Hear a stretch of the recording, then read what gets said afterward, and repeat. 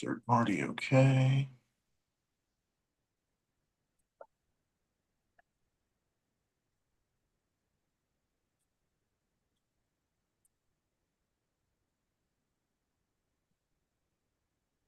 Lost you. Maybe I didn't.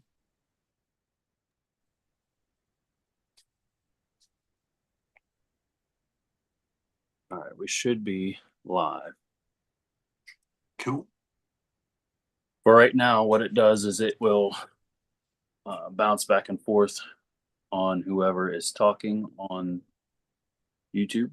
And then whenever we invite anybody else in here, it'll go to the three screens or however many people we got. All right. Let me make sure we're live. I'm going on my YouTube channel. Yep.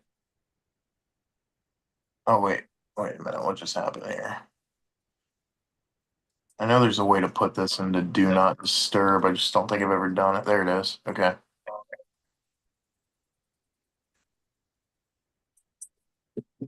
Yeah, just in case if I get any phone calls or anything. Cool.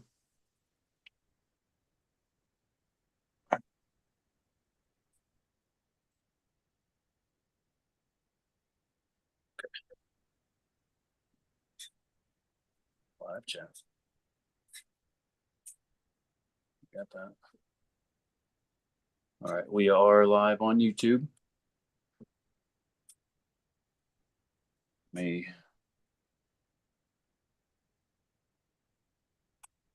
going to share it to Facebook. Cool beans.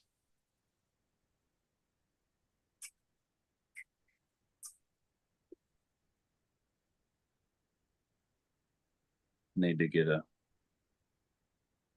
mouse for this. I think you were talking about that last time I was on. That was back in like June. I thinking mouse pad.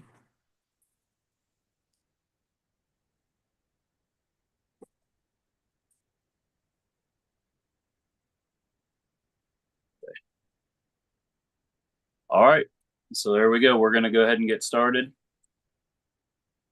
I shared it to Facebook, so hopefully we'll get some people popping in here. Obviously, we'll get some more of the guests in here momentarily. First, let's welcome everybody to the Winning Side Podcast, Episode 1, with my co-host, Cody Smith. Welcome to the show. How you guys doing? Yeah. So far, we got a couple people watching. We don't have any comments yet, but they'll start streaming in here once everybody knows we're on. That's the fun part, when everybody starts asking questions. Oh, yeah. Yeah, I'm sure it'll happen.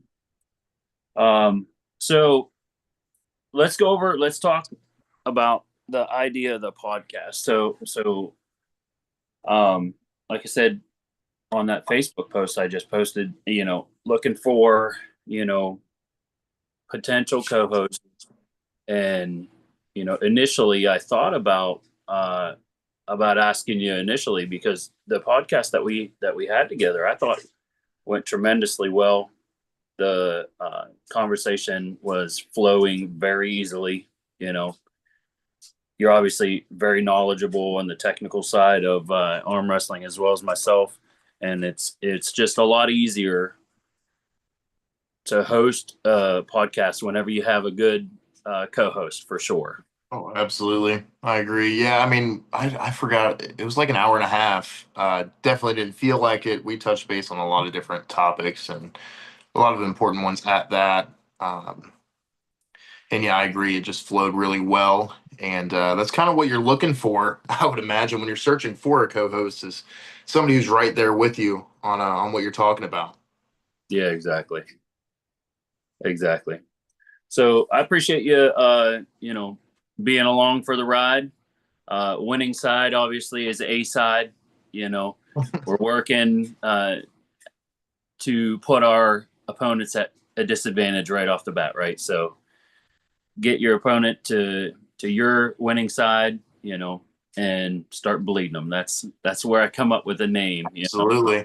So, it's just, I wanted to have this as a fun, you know, no pressure podcast, just where we can, have some good conversation, go over our regional arm wrestling community, stuff like that, and I want to make it worth it for Grip Arm Sport because they are the sponsor of this podcast and the East Ohio Arm Wrestling Zoom account.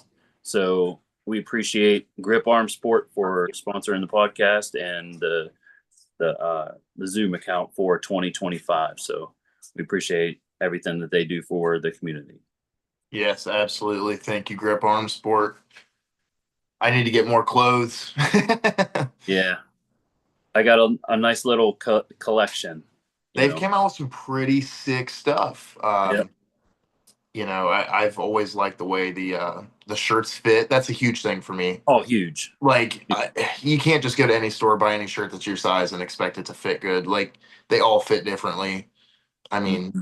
whether it's the length of the shirt, the length of the sleeves, how wide the shirt is, how their sizes run. Like I've gotten so many shirts that fit great everywhere, but they feel like they're going to be a crop top if I barely shrug my shoulders. And it's like, well, I can't wear that. You go a size up and now it's like, at your knees.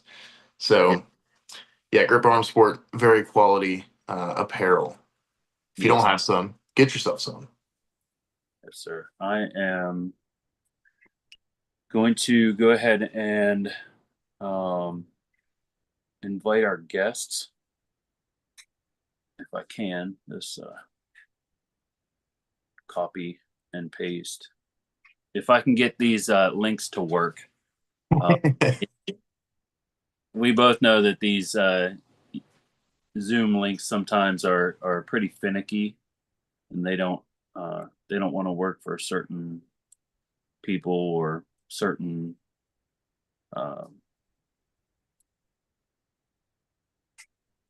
Well, I'm so happy you're doing that kind of stuff because, that kind of stuff goes right over my head now. When I was younger and I was into the whole, really, I think it runs hand in hand with. Do you game at all? Do you play any games, PlayStation or the Xbox only or PC thing or I anything? ever get involved in was the Xbox, but I never did any. Never got really big with it. No. Yeah, growing up being a little kid, we had the Nintendo 64s and then the GameCubes and all the older stuff. And then getting older, I just kept gaming until like sophomore year of high school. But back then, I was on it with links and trying to figure stuff out. I mean, it was always, you were always troubleshooting something back then because, we were just a bunch of kids trying to make things work. Now it's, things have changed a lot. I can't figure it out. You send me a link, I'm gonna click on it, and I hope it works. And Right. no, my hands are tied. This is not wanting to work at all. I'm trying to send the link and it won't even. It keeps giving me it's just like it's not even sending a link. It's just copying the words. You do the artwork, Billy? Yeah. Actually looks really cool. Phenomenal job on that. I just kind of peeked at the background and yeah, there's a lot going on. You don't like people don't understand how much, time it takes to make something like this. You use Photoshop or No, I use an app on my phone. It's fairly simple. oh really? Yeah, I've learned in the last years, don't make anything more Then it has to be. hard than it has to be. That I'm not We trying. Yeah, you're making posters quite often. So, if something's taking you hours to do, it's probably not going to be the most efficient thing in the world. Exactly. But nonetheless, if it takes you 5 minutes, takes you 5 hours, it looks great. So that's all that really matters. Yeah. Let me do something real quick. I'm gonna invite from my phone and do it that way. It's probably gonna be easier.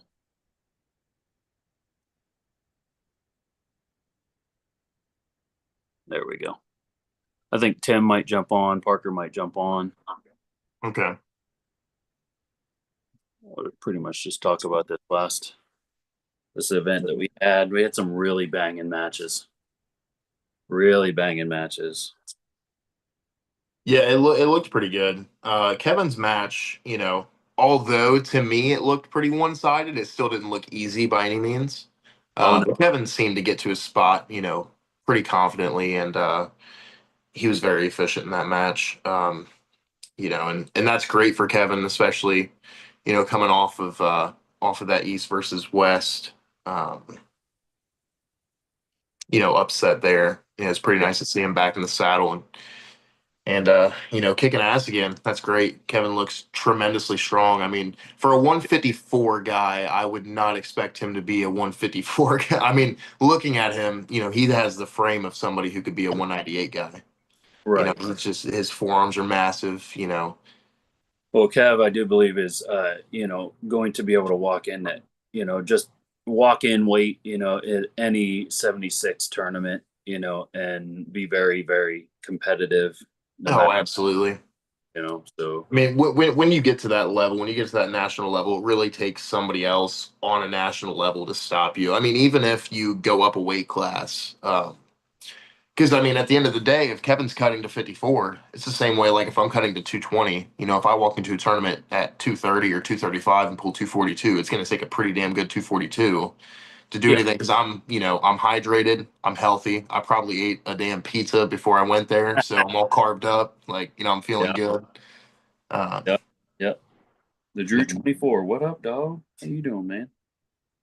when your body's happy, you're happy. And that's something that, I've went back and forth with in the past before. Cause I used to pull 198 and, Yeah, I used to cut down from like 218 to 198.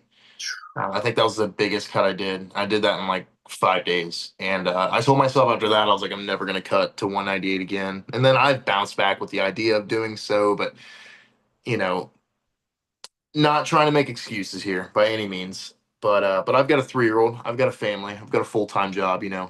Nobody necessarily pays me and pays my bills to arm wrestle. So changing up my entire lifestyle, in and out. If I take my daughter to the fair, you can bet I'm going to eat a funnel cake.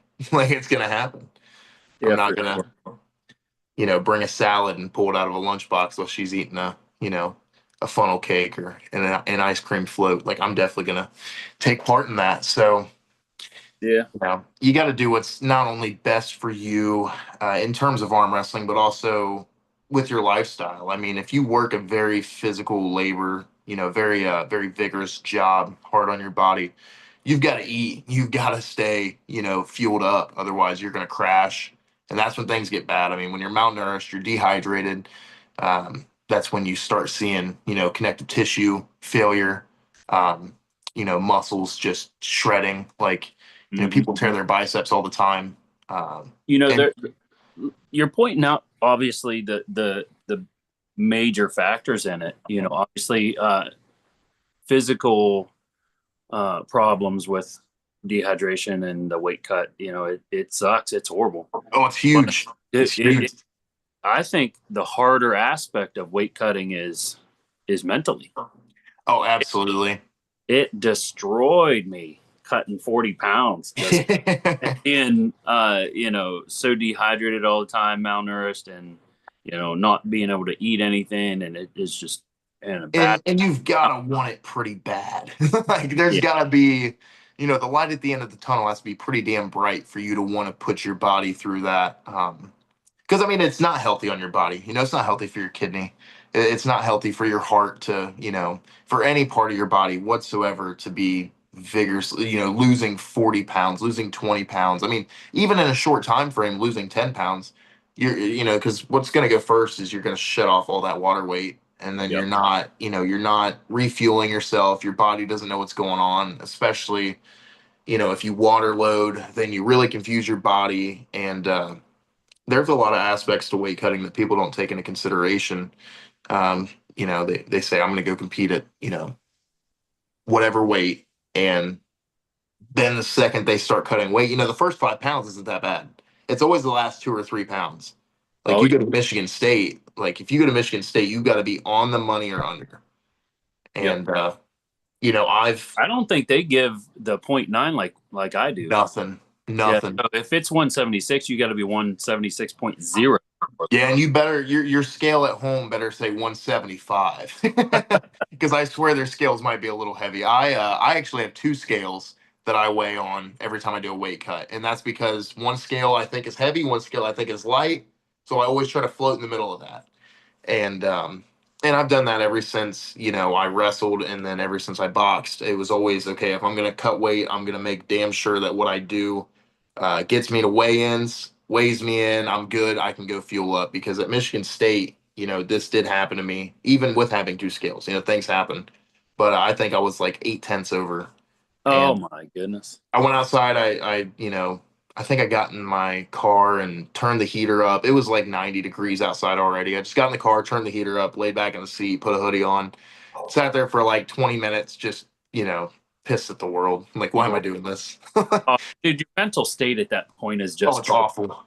you know, You like, don't care about anything. I mean, I can't tell you how many times I contemplated starting that car and just driving back home. I was like, nope, yeah, we'll do it next year. There's always next year. exact. But I didn't. I went back in. I think I was 2/10 over. So then I, went back. Well, I tried to go to the bathroom. I was drained. Nothing. So then I went outside, decided to take a couple hot laps around the parking lot. Then I went back inside and I weighed in a pound under, however that works. Yeah, I don't know. Not the most consistent thing. There was no way that, that's a whole other can of worms I'll get into. But you put a lot of trust in a scale when you're, and Yep. it's not like I'm the only one that's had that happen to them. I know there's been plenty of people that have weighed in over at Michigan State, and they're like, "What do you mean? Like I'm on weight. Every scale I have says I'm on weight. The Yeah. gym scale, the scale outside of the sauna, the scale at my house, like every scale saying I'm below or on, and this one's saying I'm a little over, which is what it is. But I definitely think that the 1 pound allowance is a great thing for freak accidents. I had a scale that I thought was like 2 or 3 pounds over at one point. I think it was only like a pound heavy, but I've got three. I had three of them at that time. Now I've only got two. So when I went back and forth between these three scales, I was like, all right, which one's got to go? Because you can't have that. You can't, especially when you're on a weight cut. It's Oh, just for sure. But yeah, like the light at the end of the tunnel has to be there. There has to be a damn good reason to cut that kind of weight. I know I cut 18 pounds, 20 pounds to 198 from 218 for the BAL event, the first one. Right. And then a week after that, so I pulled right-handed at that, pulled Brock Isola. And then the week after that, I had to make 198 as well again. So I was just like, all right, I'm just gonna float. I'll be fine. I'll eat whatever I want on Saturday after I weigh in, and Sunday I'll splurge, and then Monday I'll be back on it. I shouldn't gain a whole lot of weight. Theoretically, the food just should go right through me. My body's not used to having food in its system, so it should just kind of reject it. No, I was like 215 on Monday, so I had to do that entire weight cut again, and that's really where I said that's it. I got sick after that too, and it's just a horrible time. I mean, it was a great time. I won, both matches. So I like that was cool. But in hindsight, I don't know why I put my body through that. That was not good. Stuff. Parker, welcome to the show, buddy. What's up? How's it going, guys? How's it going? Parker, I don't know if you met Cody. Cody, have you ever met Parker? I don't believe so. No. Howdy. Yeah. How's it going? Congratulations on your win. I did see that this past weekend. Thank you. Thank you. I gotta know, did you try to force a hook? Did you fall Yes. into a hook? Yeah, I tried to Okay. force it because I didn't think Gage would expect it because I had, like, historically in my 1 year career or whatever, I've kind of favored the low hand top roll.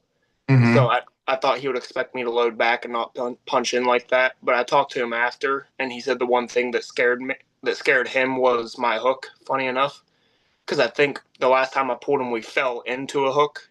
Yeah. Okay. And so he was more worried about that than anything, and I thought I was going to be catching him off guard, which is kind of the other part. But it worked out in my favor. Yeah, absolutely. And just to clear things up for everybody, there's a huge difference between falling in a hook and setting a hook, from hand positioning to, where you're going to be at if you get on your side of the table, losing side of the table. I mean, it makes a world of difference. So a lot of people sometimes go with that game plan that they're going to try to go outside, and then if they fall into a hook, they fall into a hook, and it's like, well, maybe you should just go there to begin with, Yeah. because you really want to make sure that you have the better hand position, even in a hook. It's going to matter. I 10 noticed times out of 10. every time I've fallen into a hook, I've ended up palm up. Where if I set it, I can get my palm down and start to roll. So Yep. Start playing down if the pressure. top roll Start taking doesn't those work, front I'll go loaders. to. Absolutely, and especially with you being a low hand top roller, I mean, you're dumped. So if you fall into a hook and you're dumped, I mean, it's going to take a lot of rides and a Yeah. lot of pronation to get back, and that can be scary. Very taxing, especially if you're in a tournament setting. Well, especially like the way I would at least typically set up is I'll sit back on the hand, especially in the strap, to try to get some distance. And if you go into a hook from there, it's rough. It's game over. Yeah, I Yeah. mean, it's all on your bicep. Yep. It's almost I mean, unless you are just frame for frame twice, 2-3 times the puller that guy is, you're not pulling through that. Hey, let's give a shout out to the chat so far. We got Colby Eaker. He's in the chat. He said, "What's up, Colby?" Howdy. Colby, congrats. Pivotal part of this event. His Jadco manufacturer. Adco, he went to them and they stepped up to sponsor the event for some cash money prizes for the super match winner. So we want to give Jadco Manufacturing a huge shout out, and Mr. Colby Eaker a big thank you, for everything that they did for this last event. Yes, absolutely. That is great. There needs to be more people willing to do that. Yeah. There was a minute where I was like, I have plenty of sponsors that I could ask, but me personally, I'm unwilling to keep asking the same sponsors every time. I'm not the same way. I'm not going to do it. So, I did ask other sponsors, you know what I mean? And threw it out there, but I had people tell me, yes, I will do it. Yes, I will do it. And then I'm like, okay, well, I'd like to go ahead and get it started so that way I can use you, because I have to have the money in hand, check in hand or money in hand before I start marketing their company, because I got burned doing that once and I'm never going to do that again. Yeah, absolutely. So, I told the guys, everybody involved in the event, I said, I've had a lot of false promises. So if you guys want sponsors, I could use some help. And Colby definitely stepped up and was able to get his company to sponsor the event. It was awesome. That's great. Yeah, you're not the only promoter that's fallen victim to counting their chickens before they hatch. I mean, that can be really scary too. It only took one time, Yeah, that's all it should take. It was that beginning, they got free marketing. I mean, that's all that. It didn't hurt anything. It was just, especially if the event depends on the sponsor money. Thankfully, that wasn't our scenario, but no. Obviously, I think never going to put on an event where we have to have sponsor money to make the event happen. It's never going to be like that. We've already decided that we're never entry fee money into debt just to have the event. Period. It's not going to happen. Right. It's a really sticky situation. If you're going to put on an event and you're, expecting sponsors, you still have to be able to put that event on, whether they say see you later or they're all in. Exactly. Yeah. And I mean, I can't imagine.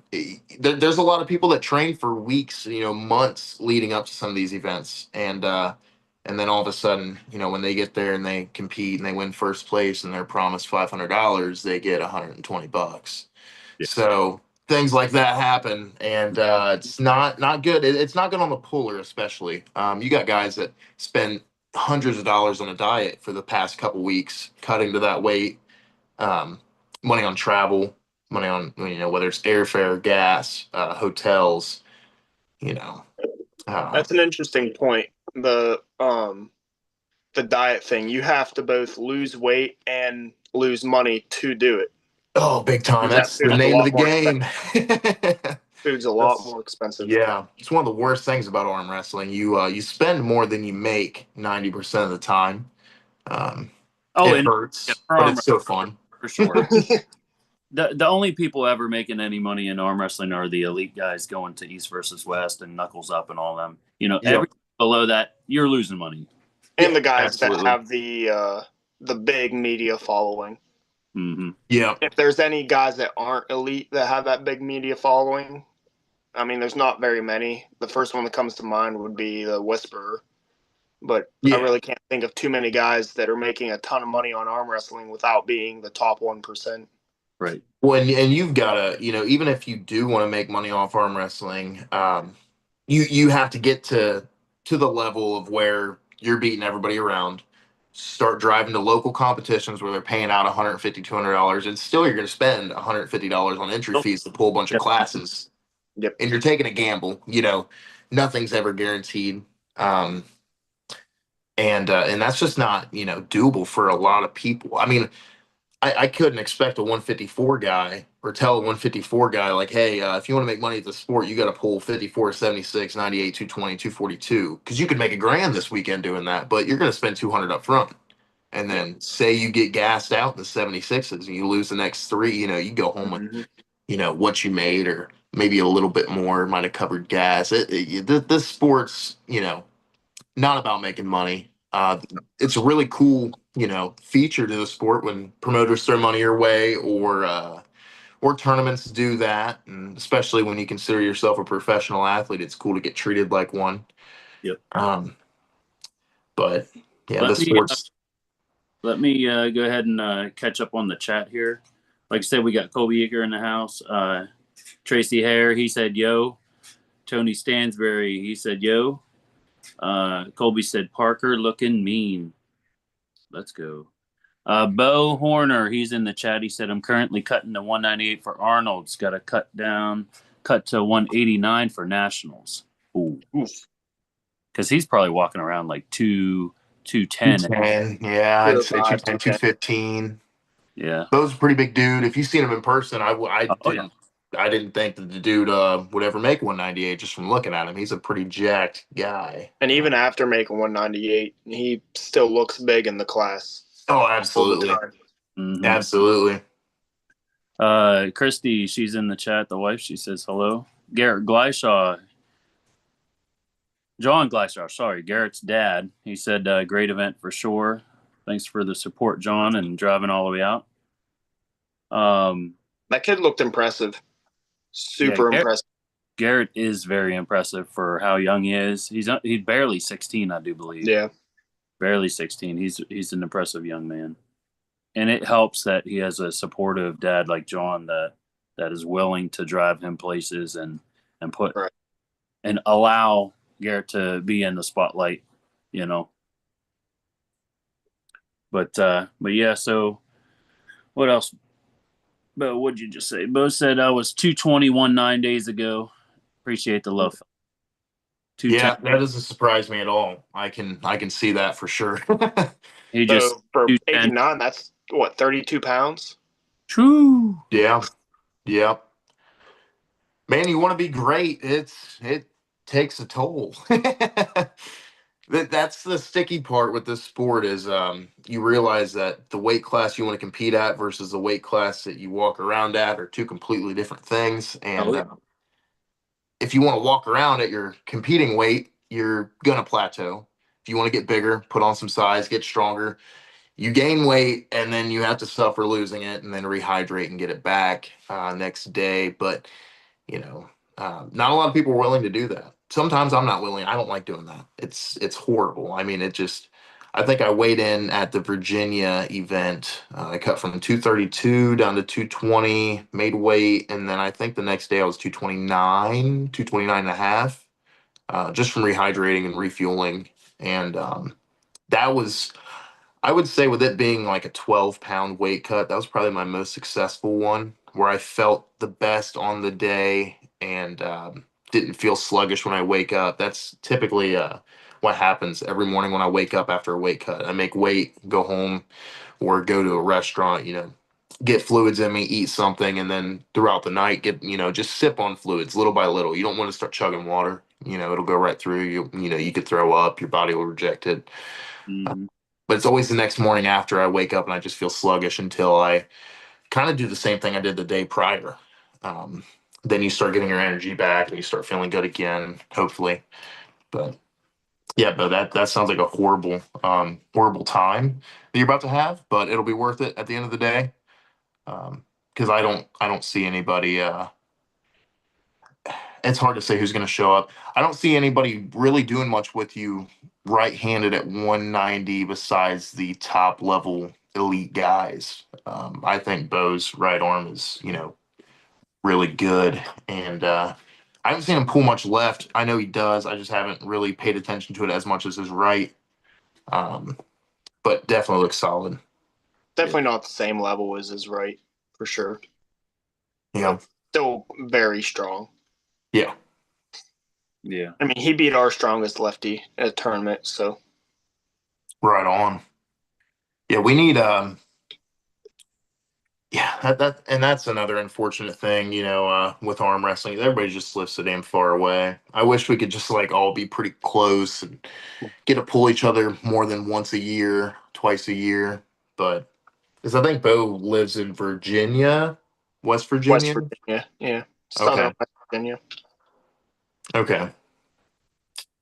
Yeah, I don't know how far that is from you guys, but that's, I think to Parkersburg is like close to 3.5 hours from me where I'm at. So I want to just skim through these matches real quick. Let me get the match list off of Facebook here, and I mean, we got to talk about match of the night.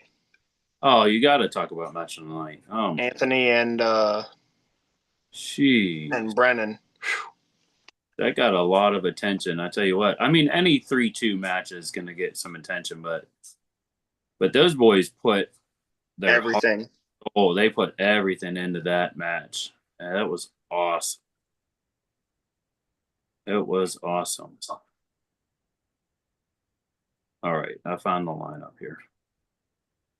Okay, so I was lucky enough to come away with a victory, left-handed against Christian Giza. He almost rolled out of your hook a couple times. Once I had it set, I don't think he would have got out. But his post right off the start on round 1 and 2, I tried to contain. It was just he just rolled. He went up and over, and I just couldn't contain it. So I just bailed, and it was a good slip. We'll say that.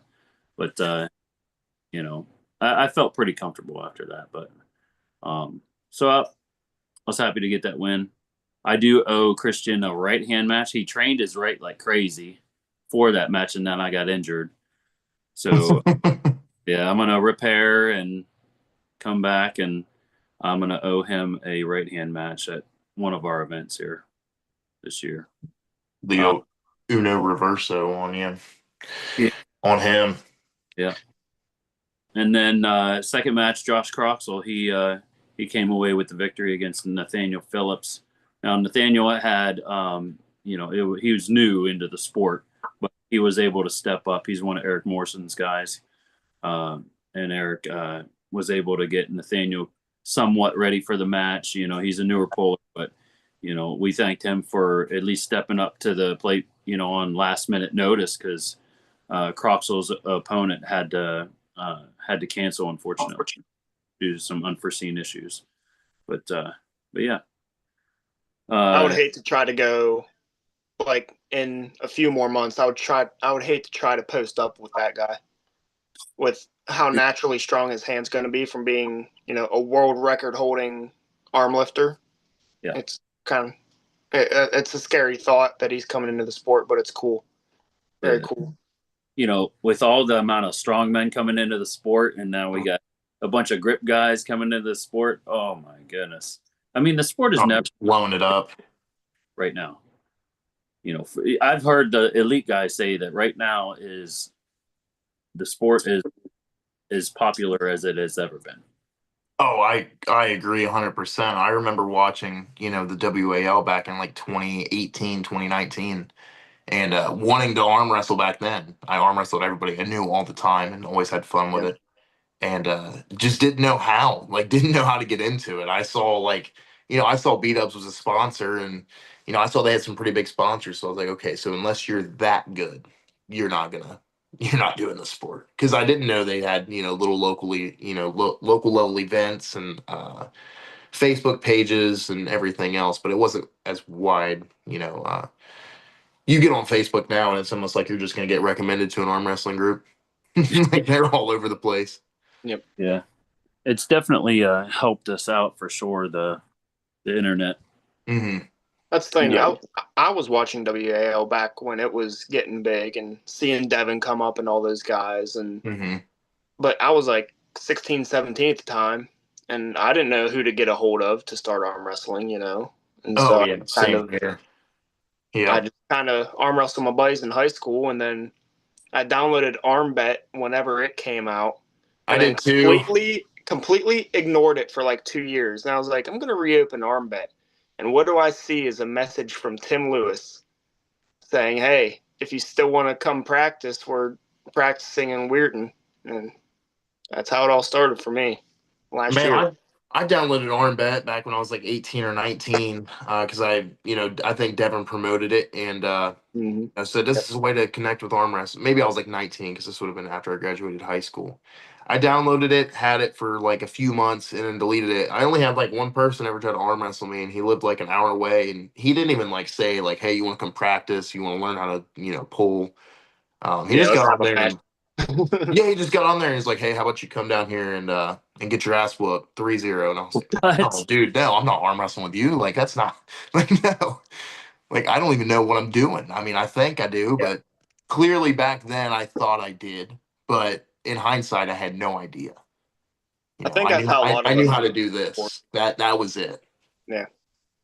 Yeah. Uh, but yeah, ArmBet didn't do great for me. I don't even know how that app is anymore. If it's still a thing, if it's popping, I don't The know. other day, because I had to re-download it, because your phone Yeah, it take it off. But I got on there, no messages, no nothing. that's what I'm saying. It was It kind of says a everybody bust. on there like a year ago and stuff. I'm like, Mhm.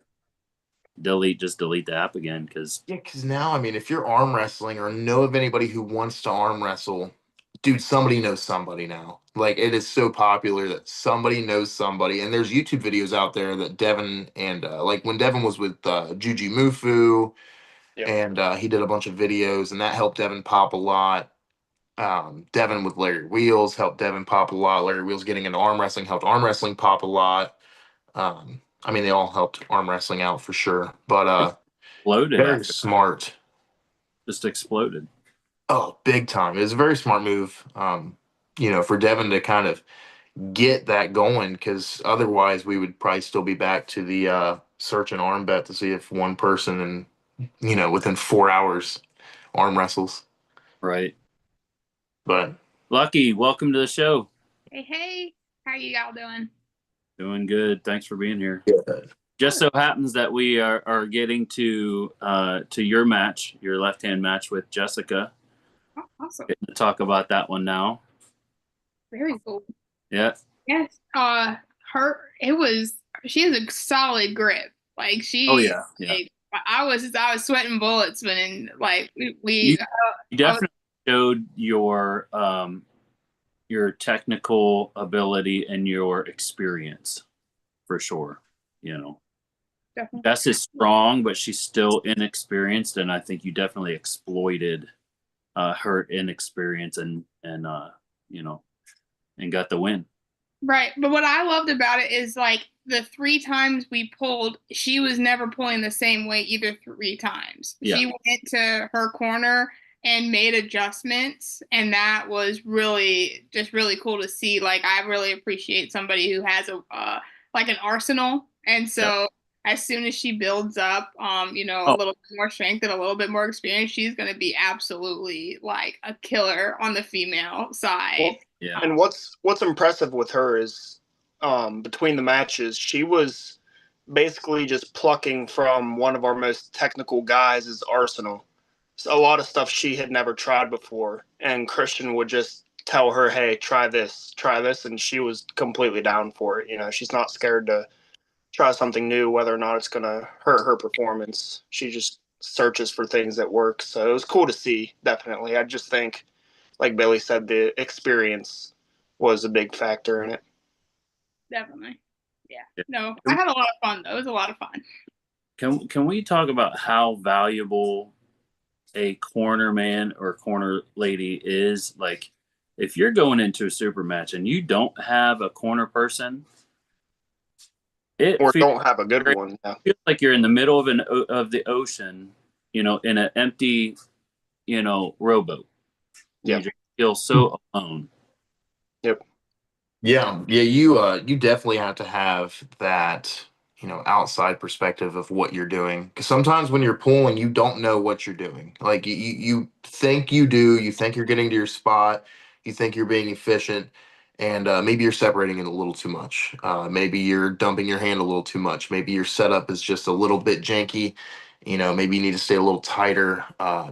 There's a lot of small things that, as a cornerman, you need to be picking that up. You're not really watching the match by any means. You're more or less just watching. Okay, where's his hand? Where's his wrist? How posted is he? What's his first move? Is he hitting back? Is he hitting to the side? Is he losing his hand? Is he cupping? Right off the rip. What's he doing? You have to be watching that, and you have to pay super close attention to detail because those are hard things to see. Especially if somebody's inexperienced in the sport to begin with, you're not going to pick up on those little things. So I think a good corner man is really, if you have a tough, tight 2-2 match, a good corner man can be the difference, between who wins that. Yeah, me and Anthony were talking about that because I was in his corner during his match, and he said something along the lines of, "I was literally learning as the match was going on, and there was things that you were picking up that I wasn't." And it was like he said he was learning what to do in certain scenarios and how to set up in different circumstances. And I mean, Anthony was down 2-1 when he came back for the 3-2, and Brennan had Hunter in his corner, but Hunter's not the most technical guy. He's just a freak strong dude. And I was giving Anthony all the setup tips and tricks that I had up my sleeve, and it led to him winning. I definitely think.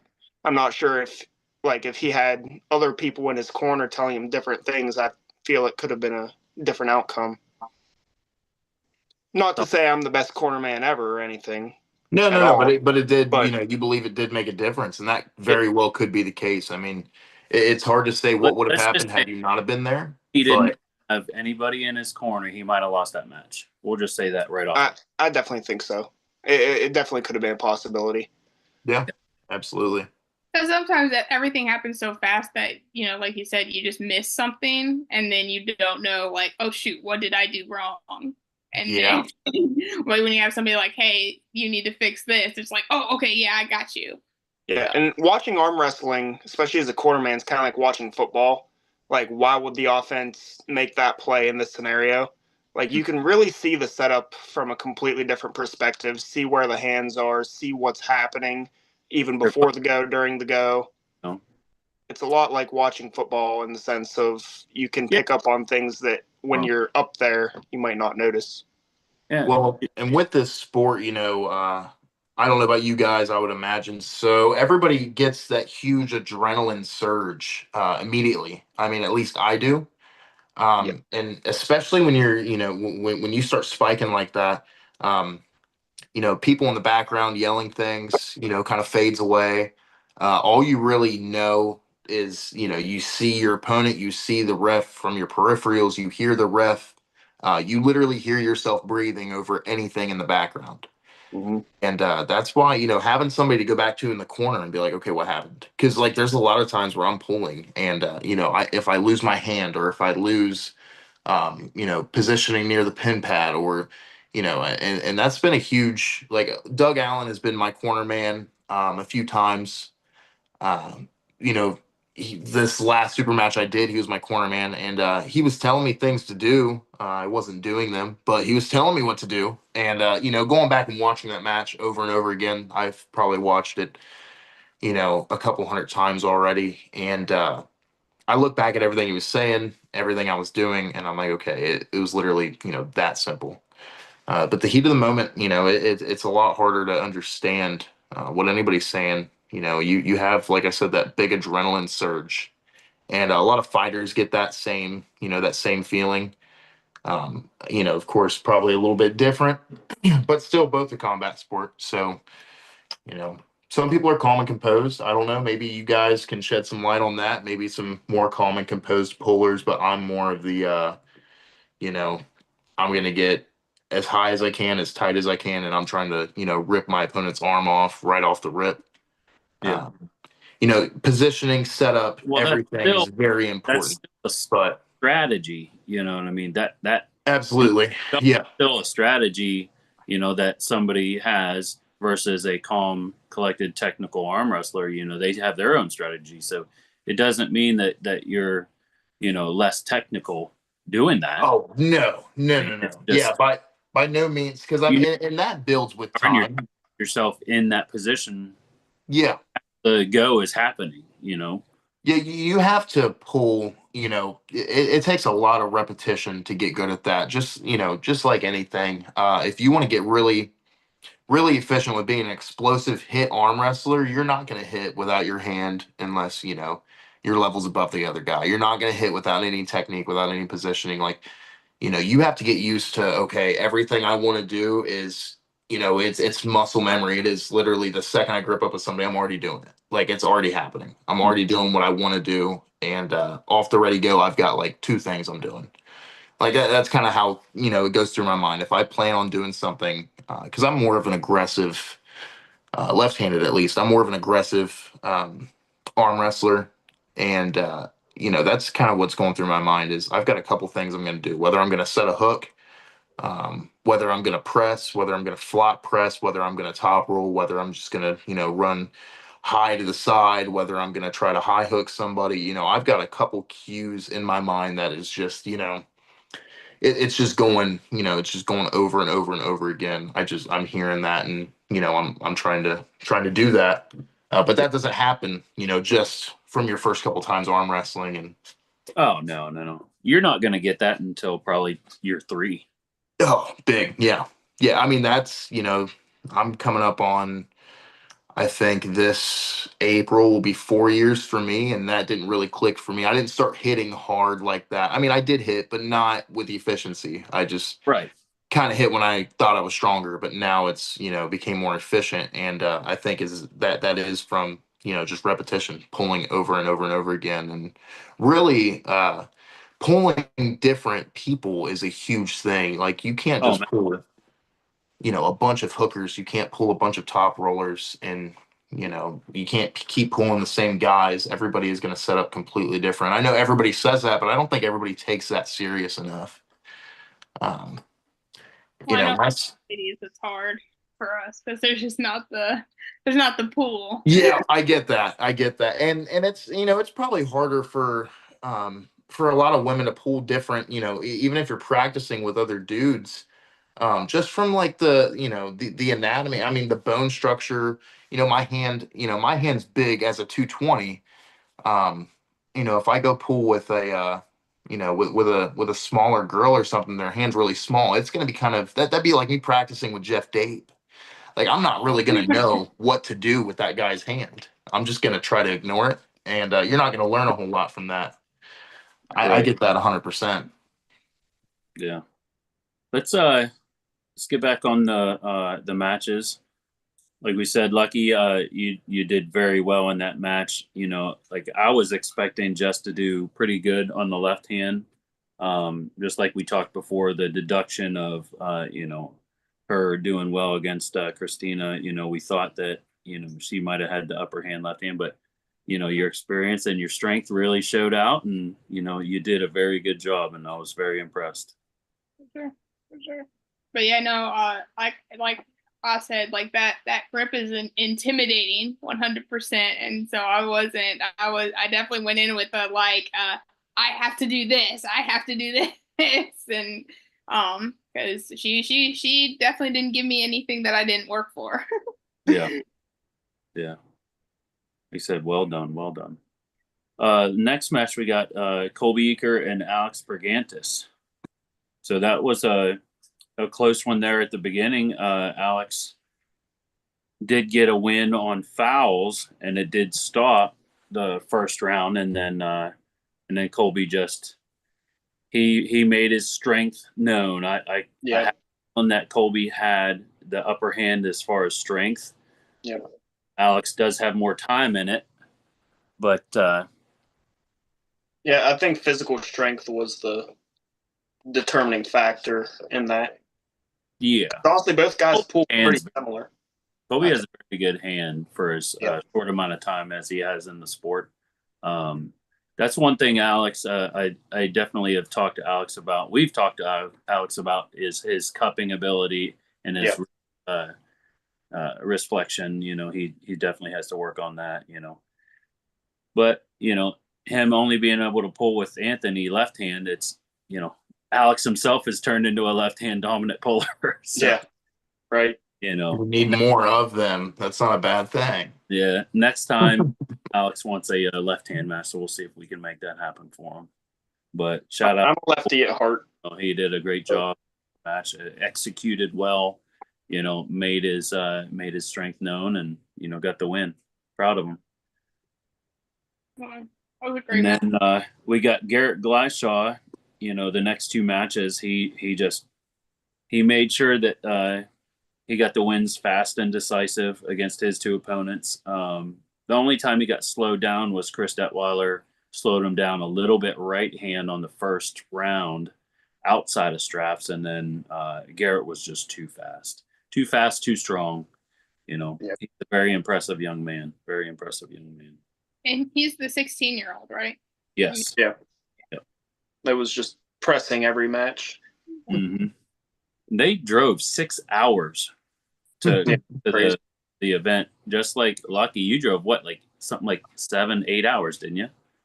I was gonna exaggerate and be like, I drove 8, but I only drove 6.5. But then I had to drive another hour and 15 on Saturday. So, however you want to take that. But I drove a long way. Gotcha. Tracy's gonna try to jump on. Parker, do you think you could try to send that to Tracy, the link? I've never done it before, but I can give it a shot. Copy and paste it to Tracy. Are you friends with Tracy Hare on Facebook? I think so. It's a pain in the butt for me to do it after we get started.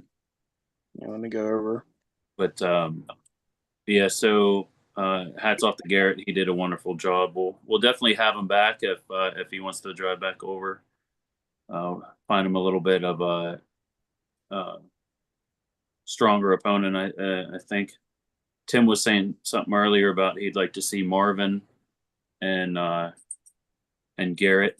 Yeah, I mean Marvin, for his size, the kid's a beast, but I don't know if he's that much stronger than Chris is. No. I still think Garrett handles him pretty easy. I think we would have to go up Justice in the 54 list to give Garrett a match. What do you think Justice would do with him right-handed? I think Justice has the advantage versus Garrett. You think? That would be a good test for Garrett, personally, in my opinion. Yeah. But I mean, a lot of people don't know how to deal with those fast flash pressers. There's not too many of them out there. Yeah. And I know frame on frame, man. That's like all you really can do. Because the second you try to run away, you're if you're not fast enough, you're to the pin pad. Even if you are fast enough, you find yourself being close, and then you have to be way stronger. Yeah, now you're coming back from a weird spot, and I think that's really where this is why we train our frames the way we do. This is why we beat ourselves up at practice 24/7, get hurt, not really hurt, but everything's hurting after a practice. So, it's moments like that where it's like, okay, I'm not much of a hooker, but I'm going to slam my arm into his arm and try to stop this, and we'll see where it goes from there. Yep. And a lot of flash pressers don't face adversity. They either get beat pretty easily or they or they dominate, or they turn it into a slow battle for somebody else where they're just bleeding them the whole time. So if you're able to, make somebody that's a flash presser, like a flash flop presser, I guess I should say. If you're able to, kind of get somebody in a war like that, especially in a super match setting, it can mess with them a little bit, especially if they never face any adversity. Not Jerry Carret, but you understand what I'm saying. Like, Yeah. you have to take somebody to deep waters, and you have to just be willing to grind from there. Garrett kept his hand the whole time, though. He was Wasn't supinated hook. flopping. Nope, just See, straight and down. now that's where you make the argument that you get them, to pull a good hooker, and you see a war. Yeah. If you somebody can load stop enough the side speed. pressure and get them outside their shoulder, it's a war. Mhm. The way he was pulling reminded me a lot of Aiden LeMay, if you've ever seen him. Oh yeah, yeah. I can see. He was pulling a lot like him. So, Mhm. and Aiden, I mean, he just posted that he dominated the super heavyweight class at some event he went to, and his body weight was like 200 or something like that. So, I mean, he's had a lot of success with it for sure. Yeah, Aiden's hard to. He's hard to catch for sure with his speed for sure. I've tried to catch it. I couldn't catch it up in PA. Tracy, join the podcast. What's up? Yeah. What up? How's it going? Good. How are you guys? Good. Yeah. Let me catch up with the chat here. We had Chucky Peterson arm wrestling. He's in the chat there. Chucky, jump on if you want, buddy. Let's see here. Looks like it was just a conversation between everybody. But Mike Nance is in the chat. Mike, thanks for coming to the event. I think it was pretty much everybody that's on, but yeah, Chucky agreed that Garrett's an animal. He's definitely an impressive young man. So let's move on to the next match. Tim Lewis versus Ryan, and I cannot pronounce his name. Schmeideneck. That was my best guess, but yeah, it's a weird one. Schmeideneck, I guess. Yeah, that was a nervous match right after round one. Yeah. Something happened to his elbow, and I was just like, "Oh, bro." I mean, props to him for still pulling through that though, because he couldn't move his arm the rest of the night. Yeah, He was nursing it pretty good. yeah, it was that inner elbow flare, and I was like, "I don't want you getting hurt, man. Just it's no shame in stopping." And he wanted to continue with it. So Tim said he said saw a doc. What does that say? Tim, jump on here, man. I don't know what he's doing. He said that he saw a doctor because it was bothering him, into the week. There was pain. Yeah. And, they are going to do an MRI, but like after the exam, he said that like he thinks there's probably a tear like in the muscle there, like by the elbow. So I guess whatever that is, like the brachialis or UCL. I think the UCL is a tendon. It's not a muscle. But I mean, like he had mentioned that term. He said muscle, but I mean, like I'm pretty sure like what you're saying probably makes more sense in arm wrestling world. It seems to happen a lot. I've seen it happen more and more lately as I've paid attention more. I mean, I felt it like he basically overcommitted to a hit and got stopped, in where I stop people.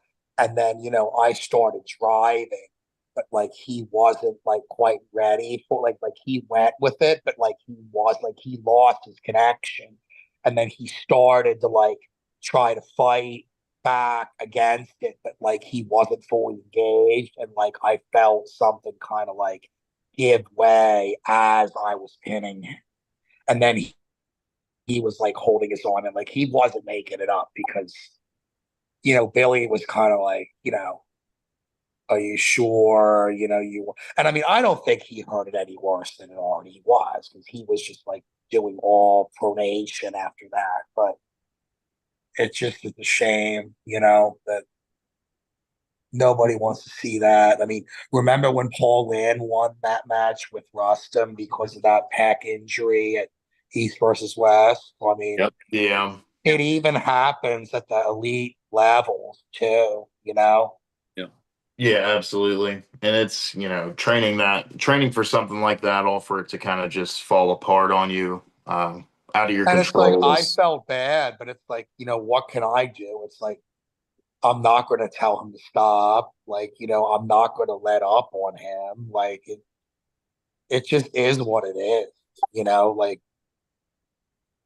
it's sports. I mean, We know the you risks. had that fight and you won it with one shoulder. Like, yeah, yeah. And my mindset's pretty cut and clear on all of this. As far as combat sports is involved, like I'm prepared to go out on my shield, whether it's arm wrestling, when I was boxing, even when I was playing football, you're still, sacrificing, a lot.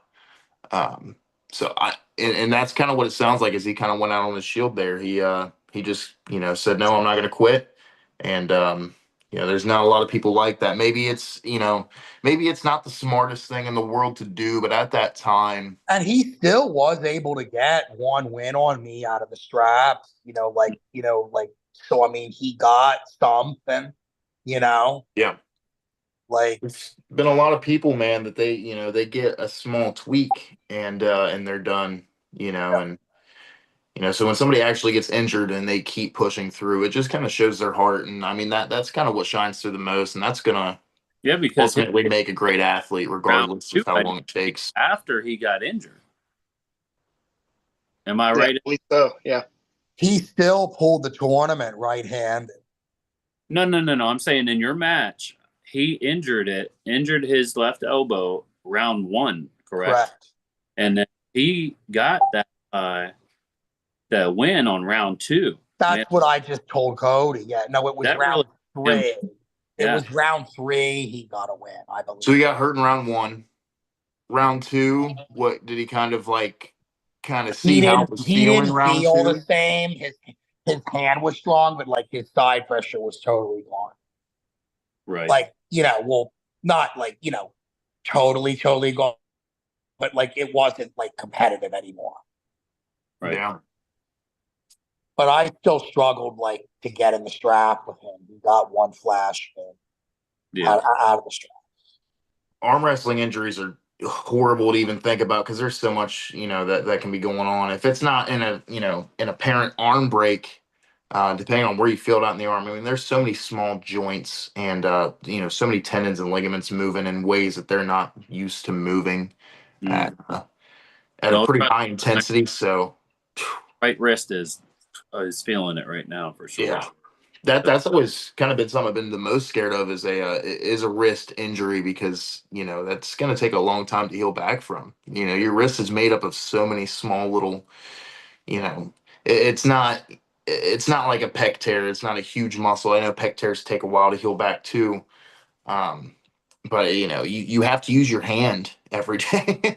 Yeah. Regardless if it's hurt or not. There's not a lot of things you can do one-handed. So That's the one thing that worries me because I have a very physical job, and Oh, yeah. even today I had to put a clutch in a semi truck, and I'm still sore from the match Saturday, and it made the job a lot more difficult. Usually I can just muscle the drive shaft back up into the truck after I put the transmission in, but no, I was using a floor jack.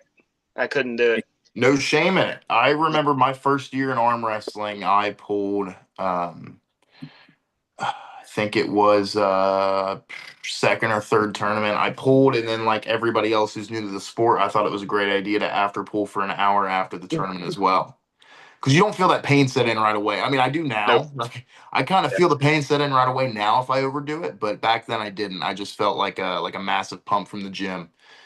And then I think the first Monday back at work, I was pounding stakes into the ground with a 4 That's the pound, just worst. like a little mini sledge through Hammers are gravel. the worst.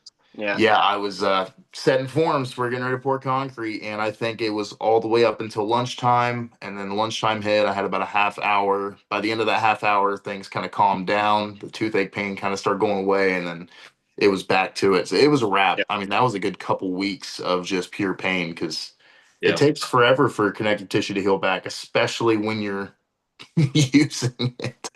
Like Yeah. it's, you know. I'm curious if Colby still has the toothache pains. Colby, if you're still in the chat, let us know, man. Because he's been doing this right around the time, about the amount of time to where he's still possibly with the toothache pain. Like he's only like 4 or 5 months into it, I think. So, Oh, dude, I still have the toothache pain. Yeah, so do I. I never got it. 'cause It I gets just- really I bad just for me hated the- sometimes. Lucky I envy you. I want to be pain free so horribly bad. Oh, dude, can you imagine the level of You did progress you Bob could make? Atkins, the hot cold soak, 3 minutes, 3 minutes, 3 rounds. Your tendons feel brand new. You don't feel anything after the 3 minutes. I've tried it. I disagree. Yeah.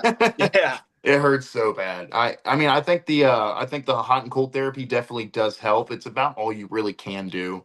I've Yeah. tried putting tennis balls on a wall and rolling around, and I Mhm. tried all these different little methods. I've tried,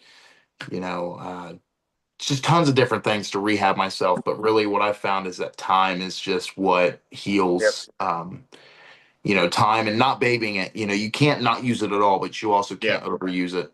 But I still get the toothache pains. I'm almost 4 years in, and if I overdo it, my arm hurts for quite a while. And that's what's made me a primarily left-handed arm wrestler.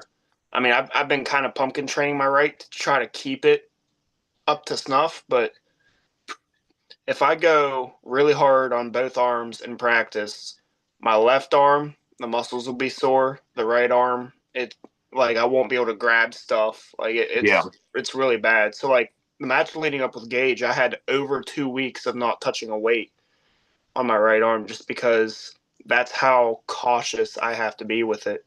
I mean, it's unfortunate, but Not a bad idea. I always, if you look up how long it actually takes for tendons and ligaments and all of connective tissue to fully heal, it's not just a few days by any means. No. It can take up to months for that to actually heal back. So when you see people take these hiatus from pulling, they might not pull for 6-7 months. And then you think, okay, well, they've probably lost some strength, or they've lost, No. if anything, they've lost a little bit of the technical side. But dude, they'll come Mhm. back and they'll feel like iron because everything is so strong now. Hey, All Billy, those Hunter. micro fractures Hunter. gone. Yeah, Hunter just did that freaking. Yeah. Oh my goodness, felt like a brick wall. The first practice back, he's like, "Oh, I took a couple months off. I was He's hurt." like, I'm gonna be so weak. I'm gonna be so Yeah, weak. right. Not a single Not how it person works, could man. move him off center. No, Everybody's always asking, the same question. I see it all over the Facebook groups. It's how long, how long before competition should I stop pulling or stop lifting? I've been using this for, quite some time now. I don't pull within, 3 to 4 weeks of a competition, and I don't touch a weight the week of. So 7 days. So if I'm competing this Saturday, then what, 3 days ago would have been the last day that I could have hit the gym. And it's the same way with pulling, because I want to give my body all that time to heal up and be, it's still not going to be fully healed, but it's going to be a lot better. You get into a close war with somebody, where it's 2-2, you're down to that third. Yeah, I mean that third win, you're down to that fifth match. You're going to need everything you can. You're going to be very happy that you might have taken that extra 2 weeks. Because let's face it, nobody's making any progress in 2 weeks. Like it doesn't work like that. Like taking 2 weeks off is not going to hurt you, in terms of pulling. I mean, you're still going to the gym or you're still training. That's fine. Mhm. But, you got to let things heal, man. You got to be safe. It's better to be safe than sorry. You don't want to go in there and, get blown out of the water or get hurt because you didn't give your body that time to Yeah. heal. I And you think can't it listen to what everybody depends. says. Definitely think it depends person to person. Yeah. Like in my case, it depends on which arm I'm pulling with. Oh, absolutely. My Yeah. rule of thumb, like if I have a left-handed match, 10 days out is my last, that's the last time I'm pulling. Right arm, over 2 weeks is where I'm like, okay, I have enough time to recoup. Because almost Yeah. every time I go to practice, my right elbow just has that toothache pain and it don't go away for like a week. Then Mhm. after that, I'm letting everything else fully restore. Whereas the left arm, the 10-day rule kind of seems to really work for me. So You it, guys it depends And it person to depends person. how you're pulling. during those like last 7 days? What was that? Are you guys doing bands and like blood flow during those last 7 days, or are you not doing anything? I work a Very, physical labor job, so yeah. I use my body every day anyways. I'm picking up heavy stuff. Maybe that's another reason why that works for me too. Mhm. I'm typically lifting something, that's heavier uh, than, water. Like, if I worked a desk job, then maybe it'd be a little different.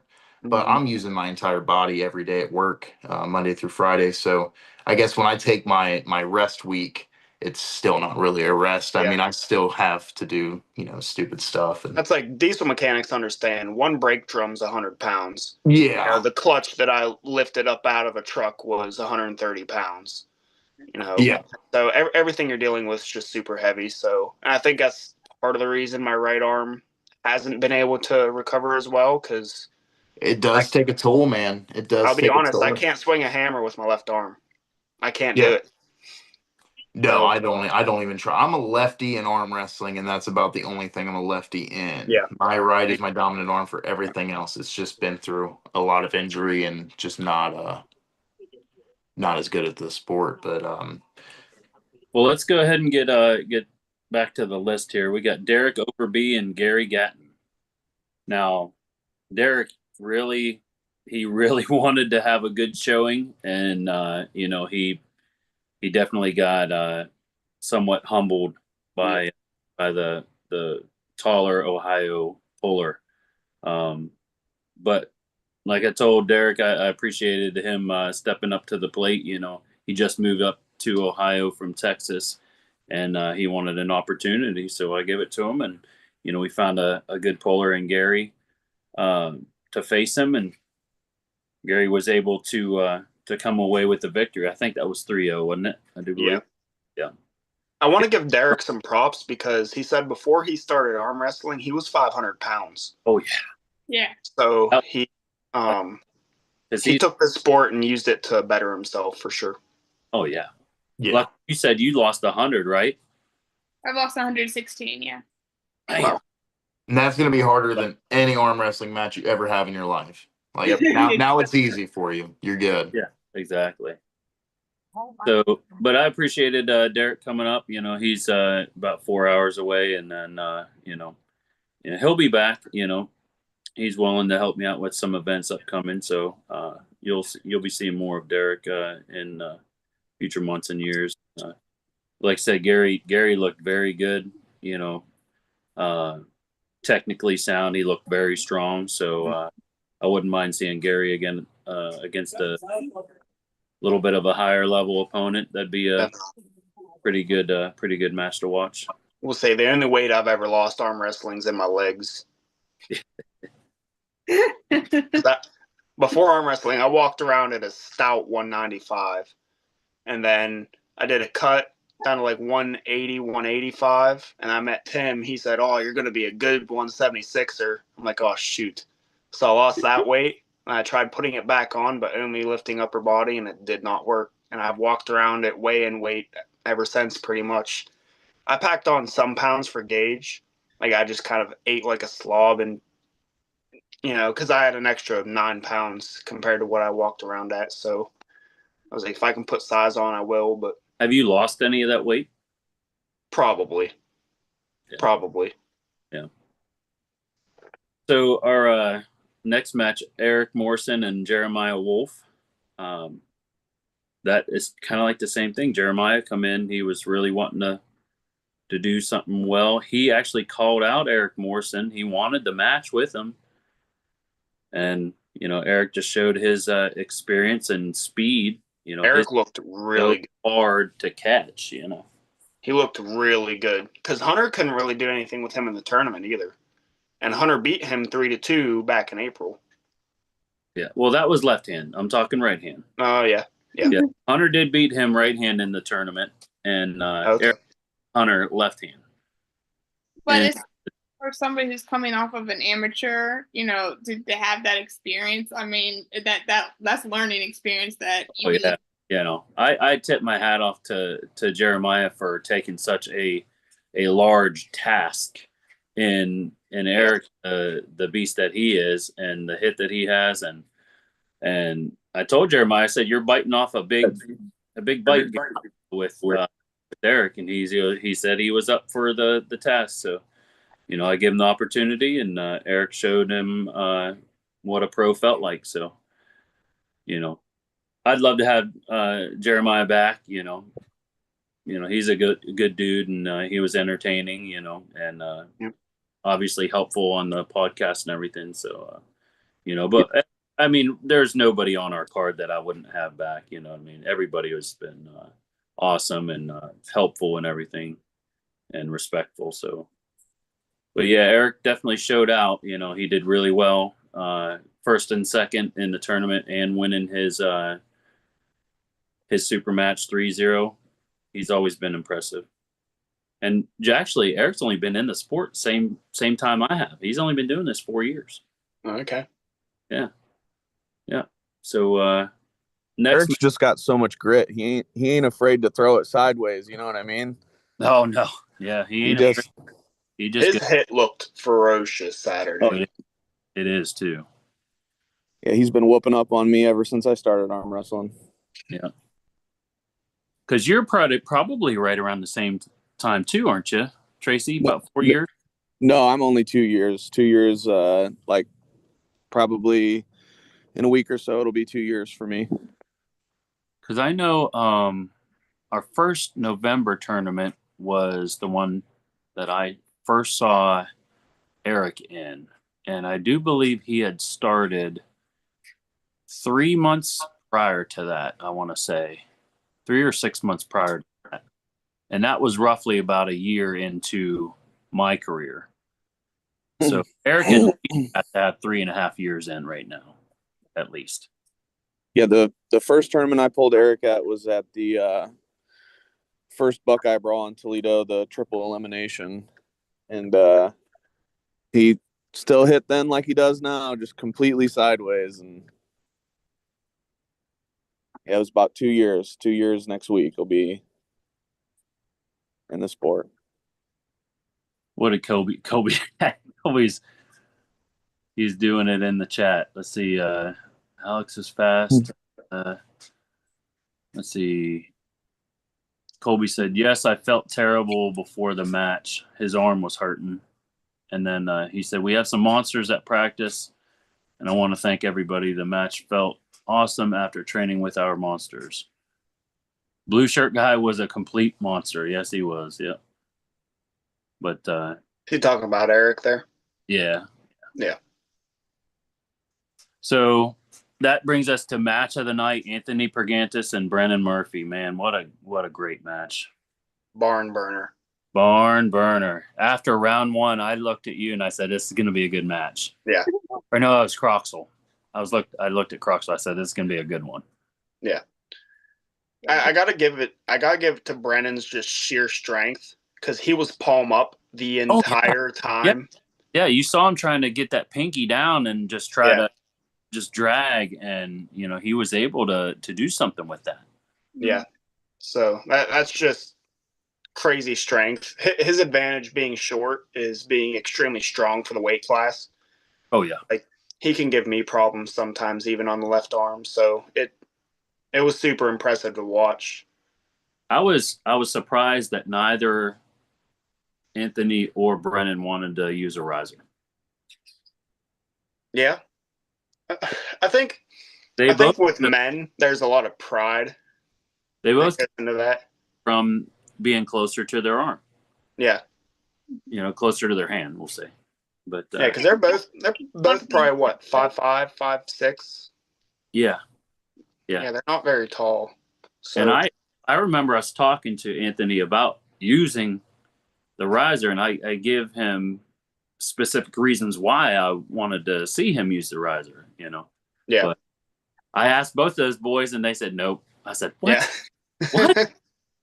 We forced Lucky to bring her riser out. Yeah. We had 2 risers, and you guys didn't even use them. Yeah. Oh, well. Oh, I well. should have asked for a riser. Oh, and yeah, Mike said, get over the pride and use a riser. Yes. Yeah. Exactly it. I mean, it can cost you a match, honestly. And, there's 100% benefits into, it's how bad do you want it? Yeah. Just step up and do it. It's okay. Us shorties can handle it. Yeah, exactly. I'm going to use a riser one day.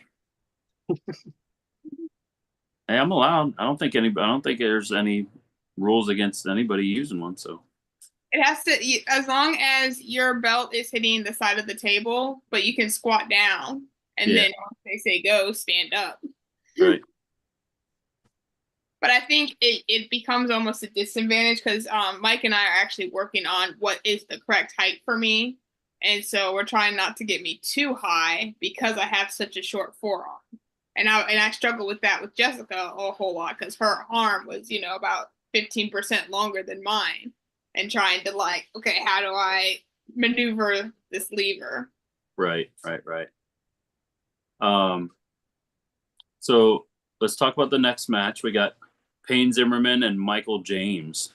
I really thought this match was going to be a lot closer because I've felt how strong Michael is, and he is very strong. His hand is very good. So this just ends up being a testament to the scope that Payne has really leveled up in the last couple of years. Because I think Ohio State's 2 years ago or whatever it was, and he was strong, but I couldn't beat Michael in Columbus, and I thought that Michael was going to be stronger than Payne, but Payne he showed Michael what was up. And Yeah. I after pulled Payne and could do absolutely nothing with him. wow. And so my aspirations of cracking the top 3 in the 76 might be a little further out than I thought. So we'll keep working at it. Yeah. Payne actually. I asked Payne, and he said I should call out Mike at some point in the future. Yeah, that might be a good match. Now, Of course, I never felt Mike though. So. Hold Kevin in a palm up position in their super match at Dog. Oh, really? Yeah. So I think Mike, if you're just going off of, your guys' matches with Kevin, Mike might have the advantage, right, strength wise, but you never know. You never know. But Payne looked very, very impressive. Very impressive. He did well in the tournament. Pulled. Did he pull both right and left, or did he just pull right? I can't remember. I'm not sure. I think he just pulled right. But yeah, he looked very good. I'd like to see him, and like I said in our group chat, that I'd like to see Payne and Randy Duff. Right? Yeah. 6 for sure. Yeah. I will say, he said his left stinks. I don't think I got to pull him left-handed. And I think it's because I was keeping it fresh for the tournament, but he is ranked above me left-handed. So I think 1 spot above me. So if his left's not nearly as good, I might want that in the future. Yeah. Payne only pulled right. Yeah. Make it happen. Next match, we got Alex Bean and Tim Lewis. That was fun to watch. That was a fun one. That was definitely a fun one. We both knew, everybody knew where it was going round 1. And it went. Well, we thought we knew, and then Alex top rolled. Yeah, he did.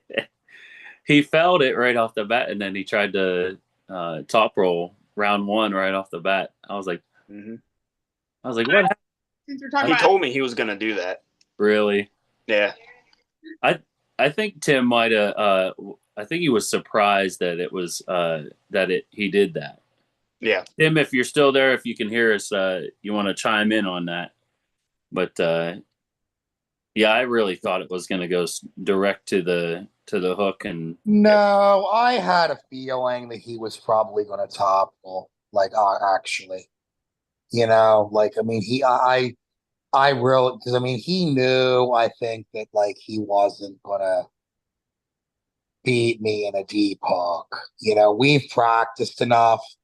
He was kind of telegraphing it though in the setup. Like, I Oh yeah. really wasn't surprised. You know, I kind of felt him like pronating with his thumb. So nothing he really did surprise me there. You know, it's just a case where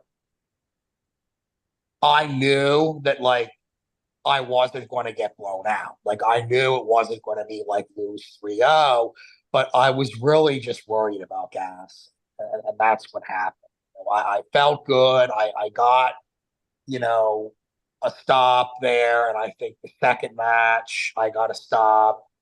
The first match, you know, I think he flashed me in the first round, maybe out of straps or something.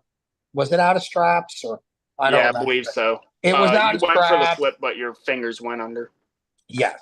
And then I got the strap and I felt pretty good. And I'm like, okay, you know. But then the round 3, like I got another stop, and you know, this is when like it was harder for me to finish, and then I start, you know, driving, but he was able to get a restart on like an elbow foul, and like that was kind of when like I don't know, like I didn't feel confident anymore. Like I felt like I was losing the ability to drive, and like that's just how like my shoulder gets. Um, like I was doing close grip bench today. It was like some Larson press, like your feet up. And I mean, it was like moderately weight. Like it wasn't like crazy heavy, but I mean, it wasn't like 200. It was like 285 or something. And I did 8 reps close grip. No problem. Like I had 2 or 3 more left in the tank. So I'm like, okay, well, like, you know, two more sets. I was gonna do 295 and maybe finish with 300 or 305. 295, I'm like, oh, I only got 4. I'm like, and it's all like that right side. Like I'm feeling the fatigue in there. Like my left is like, let's do 20 more reps of this. This is easy. Yeah. So Well, that right shoulder is probably, you know, coming it to is. say hello.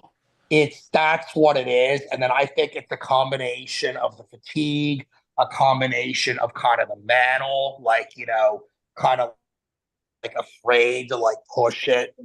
But it was when Alex started like pressing like that, when I was already fatigued, like there was really nothing I could do about that anymore.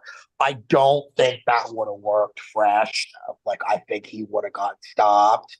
But once I had like 3, 4 ready goes and like already had some stops, some tension on there, then it was the same thing with that Kyle Blankenship when I pulled him in Indiana, Cody. Like I got a stop on him and was able to pull through him, but like kind of knew that like I'm done. One that, you know, speaking from experience there, because I've got a pretty banged up right shoulder too. You know, I can, you know, say that your gas tank is the first thing that you know kind of stops you from doing anything. It's not so much that like you feel blown up and everything's like, you know, just pumped and, you know, it's hard to move or anything. It's literally just a power loss, and it happens super quick, and there's not much you can do about it. You either have to change lanes, and if you're not able to do Right, and that, that's then the it's just problem is that like the kind of pooler I am is so defensive, and it's so based on relying on my gas tank to stop everybody else. Right. And I mean, I think that's the real reason that like my right just has been losing. And I mean, I've been getting like a lot of times one win in these matches, you know, unless somebody's really good at top rolling. But, you know, I've been unable to finish. So it's just a common theme. So, I mean, you know, the only way to really maybe try to do something about that is really to try to like work a lot more on like accessory movements and like rotator strengthening and things like that, instead of like main lifts. But I don't know how effective it's going to be. It's just a thought. It ended up being a good match, though. It was an entertaining match. Yeah, and I don't think Wade, Matt, like I Alex didn't want to like accept the sponsor money or whatever because he didn't make Wade or whatever. But like, I personally don't think that mattered. Like, I don't think if he was 220, I think the same exact thing would have happened. Like, maybe I would have got one more win, but I still don't think I would have had enough. Like, honestly. Yeah. So. No, that's a testament too to Alex's progression also, because he started same time that we did. Yes, but if Alex just went right into my hook, he definitely would have lost, and he knows that, Yeah. So, he had to exploit other angles, to be effective. I'm proud of him that he was able to do that. It wasn't, just dead set on going in one lane or anything like that. He was able to pull different. Which is fine to do in a practice, but like you don't, you go into a match, you want to give yourself, your best chance to win no matter what. So, yeah. I mean, Parker wasn't going to go in a hook with me, like, No. At least I wasn't trying to. And then the straps went on and it kind of got forced there. And I mean, the couple of the matches I didn't even beat you in a hook. I mean, I just blew you sideways. Yeah. And I mean, I did the same thing to Damien, but I mean, like, come on, like, you guys are what, 40 pounds less than me? Like, I mean, I was not gonna work. When I pulled you, I was like right around my weigh-in weight, so about 175, 176, and you were whatever you walk around. 215. Yeah. So if you're even 190, I'm not doing it. Yeah. I mean, I'm just being honest. Yeah.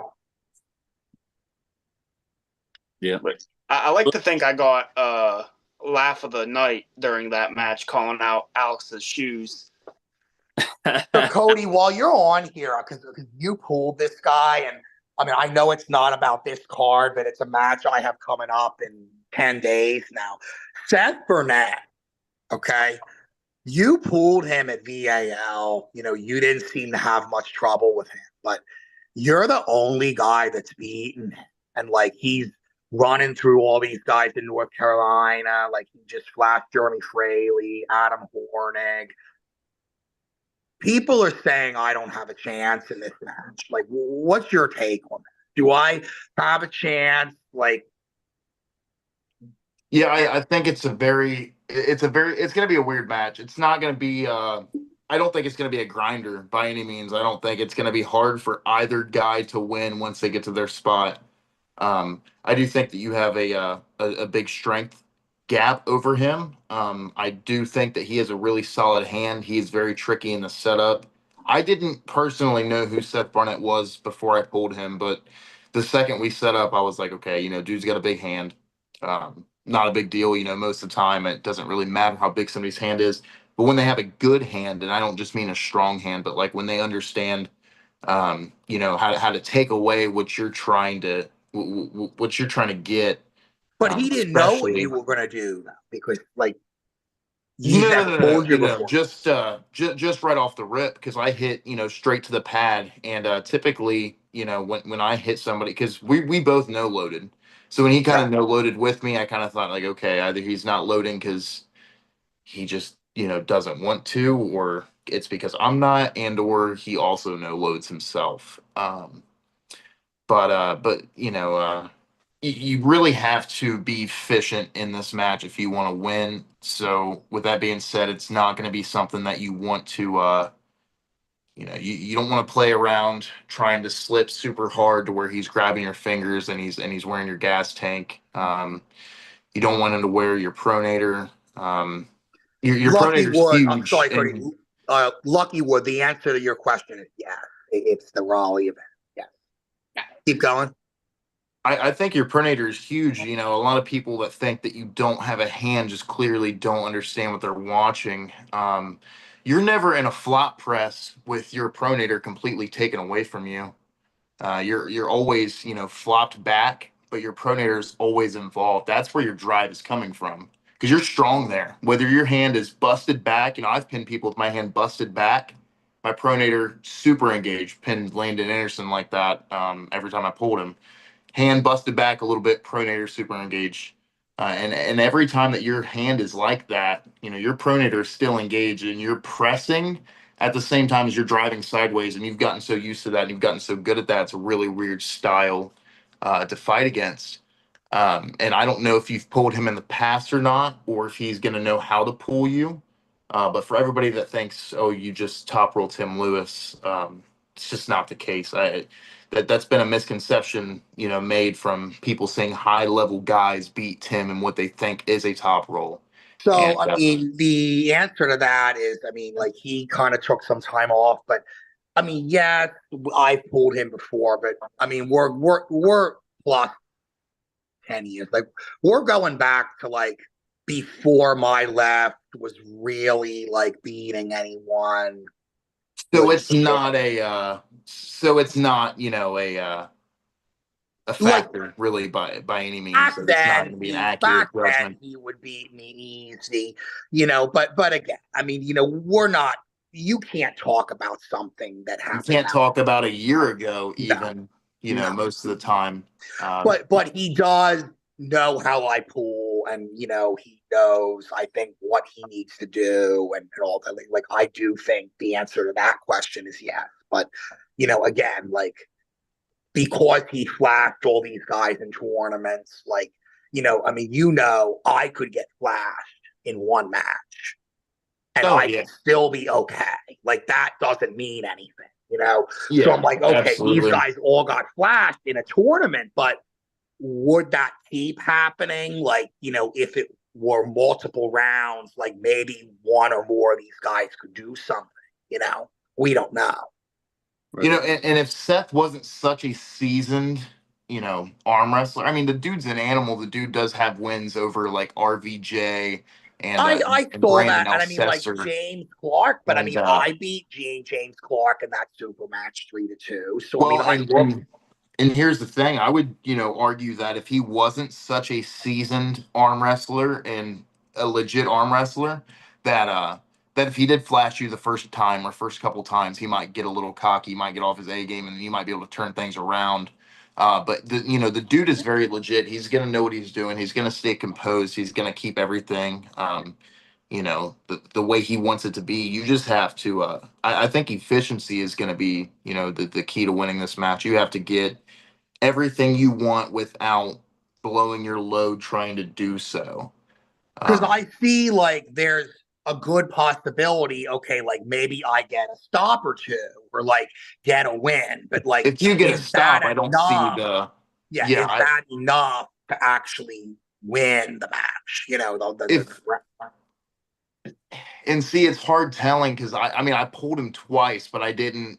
You know, I was able to control, you know, the match the entire time, so I didn't really feel anything. I didn't really get to feel a whole lot of how he pulls. He does pull a very similar style to mine. With that being said, I think his hit might be a little faster than mine, but I don't think it's as hard as mine, if that makes sense. You know, if you're gonna be a fast puller, you also got to be a strong puller. You know, so. Did you without top strength, you're, you know. or did you like kind of press? I high hooked him, and then that, you know, resulted in him trying, you know, him kind of buckling his hand and trying to pull through and pronate and drag back, and it just didn't work. I kept my cup, and I was able to keep his, you know, keep his hand compromised. But and that happened both times. But yeah, I think if you get a stop, I think the odds are in your favor. But I don't think that he's gonna. You know, I don't think that if he just flashes you once, he's going to get in over his head and make a rookie mistake and just, you know, lose what he's doing and kind of not stay as prepared mentally. You know, like I said, he's a very seasoned arm wrestler, so he's going to do everything he has to do from start to finish. He's not going to jump the gun. get ahead of himself. But yeah, I definitely think you do have a chance. I think to count you, and I've pulled you a ton. So I think to count you out of a match with anybody is kind of just senseless because I know how strong you are and how good your Yeah, side and I mean pressure that's is. kind of where I'm at. I mean, So like I don't have a problem with people like saying that I'm the underdog or like, saying that I'm like, because I probably am, a slight to moderate underdog, on you know, paper, I but mean, but for paper people doesn't to do much. say or act like, like they're looking at his next match already, like, almost like kind of like this is a joke. I mean, I don't really agree with that either. And I mean, this is not Seth saying this. Seth is very respectful. He's very humble. Like, he wants the match. Like, this is like other people that are saying that, other teammates, like other like people from that region, So Yeah, yeah, and mental warfare is as real in this sport as it is, fighting or any other combat sport. The getting into somebody's head before you pull them is a huge thing. I mean, you see Devin do it all the time. You saw Travis Bagent; he used to do it all the time. Like you said, it's not the case with Seth, but if other people kind of saying things is you know, kind of kind of getting to you that way, I think it's going to be a great time for you to be able to kind of shut that out and show up and just put on a good performance. And like I said, I think efficiency is just going to be your main thing. I don't think if you go in there and you do everything that you're supposed to do, even if you get in a couple wars, I think you'll be fine. I think you're strong enough to be fine. I think your gas tank is good enough left-handed. Um, but like I said, you can't get in these little matches where he's got a hold of your finger for 30 seconds and you're trying to sure, drive sure, sideways to get to the sure. straps. And you have to trust your hand. You have to trust your hand. You have to trust your move. You have to be patient, but you also have to, be aggressive enough to get to where you want to get to and do it quick. Don't drag the match out. Like I said, he's a seasoned arm wrestler, so he's not gonna let up from start to finish. All right, guys, let's go ahead and get back onto the event here. We only got a couple matches to go. We're already at over an hour and a half, so we'll talk about Lucky's other win, right hand against Jessica. Now the right hand, it did go slightly different. Instead of 3 quick pins, she did slow you down slightly on the right arm. Okay. Yeah, and it was a little bit better, but you were still able to come out with a 3-0 victory. Yeah, just showed up, more of your time in the sport and was able to do what you needed to do to get the win. Yeah, Round one in that, as Jess's teammate, really bummed me out because she had it. And then she opened herself up a little too much, got on her bicep, and Lucky took advantage of it. I was like, oh Yeah, no. Because it was there. It was there.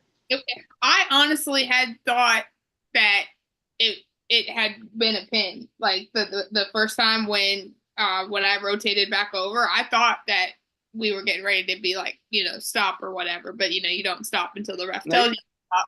You had a little over an inch, if I remember correctly, looking back on it. But her first hit was good.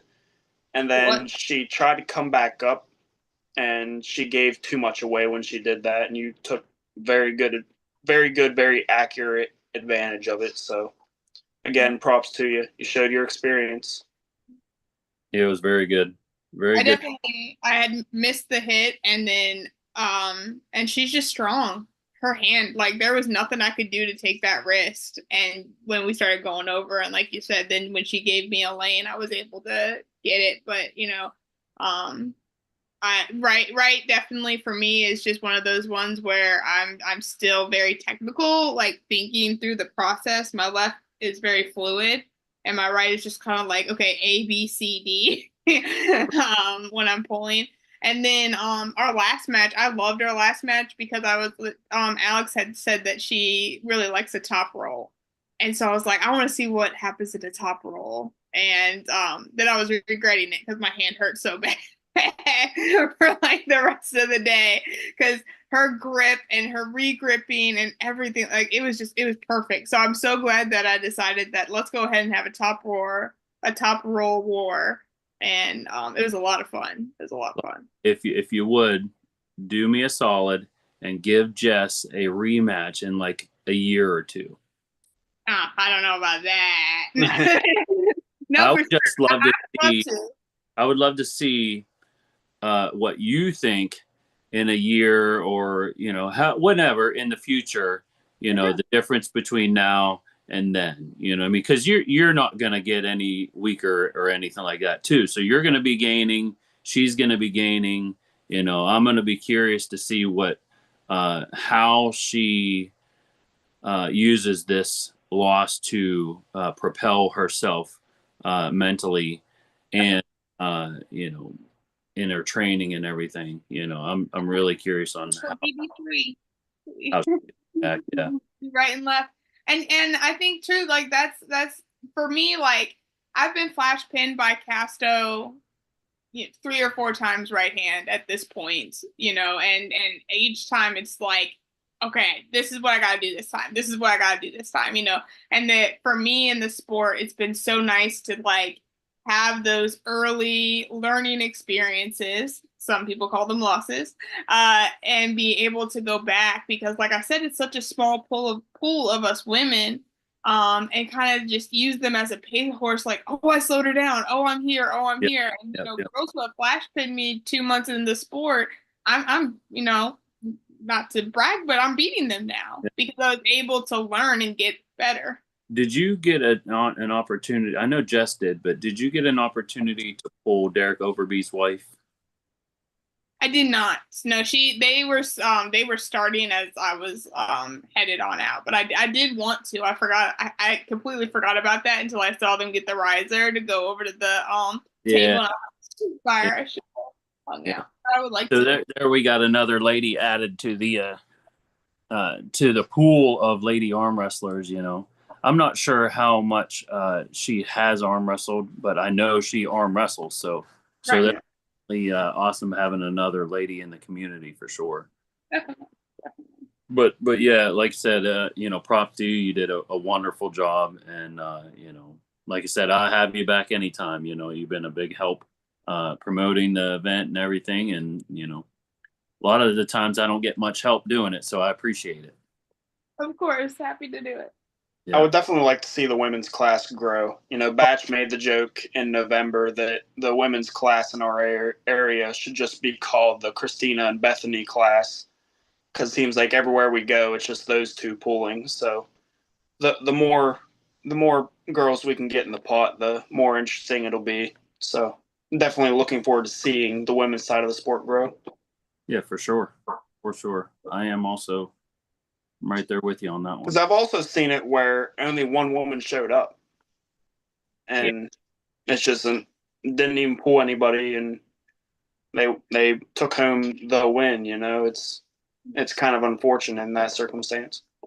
Yeah. Well, I'm very appreciative of when I'm the only one and they let me pull like 154s or amateurs or whatever. So when promoters do that for us when we show up, I that's very like thank you. And then of course like the guys who are okay with it too, because I've been around some guys early on in the sport where they're like, sorry, you got to go, or you can't come practice, or you can't do this, and it's just like, dang it. Yeah. So it can be tricky. So it's really great to be a part or see organizations like y'all who are very open, accepting, trying to figure out how to grow it, try to figure out how to get more women in and how to try to shout them out and bring them in. So it's super great to, those are the promoters and stuff that I want to surround myself with. Our ladies matches have been the most popular out of all of them. Mm-hmm. Yeah. We'll have some high level matches, with Kevin, giving guys shots and stuff, but the Casto Swift Martha Swick, that match, their match from Garage Wars was one of the biggest matches we've ever had. Is the decibel level in that place was at least 110. Yeah. You know, it was crazy. That place went wild. And, you know, those are just entertaining. People love watching ladies arm wrestling. I know I do. I enjoy it, especially a nice close match. I mean, everybody loves good arm wrestling, but it's even more fun whenever it's ladies. It seems like it, especially at the top level, the elites with the women, they are nasty.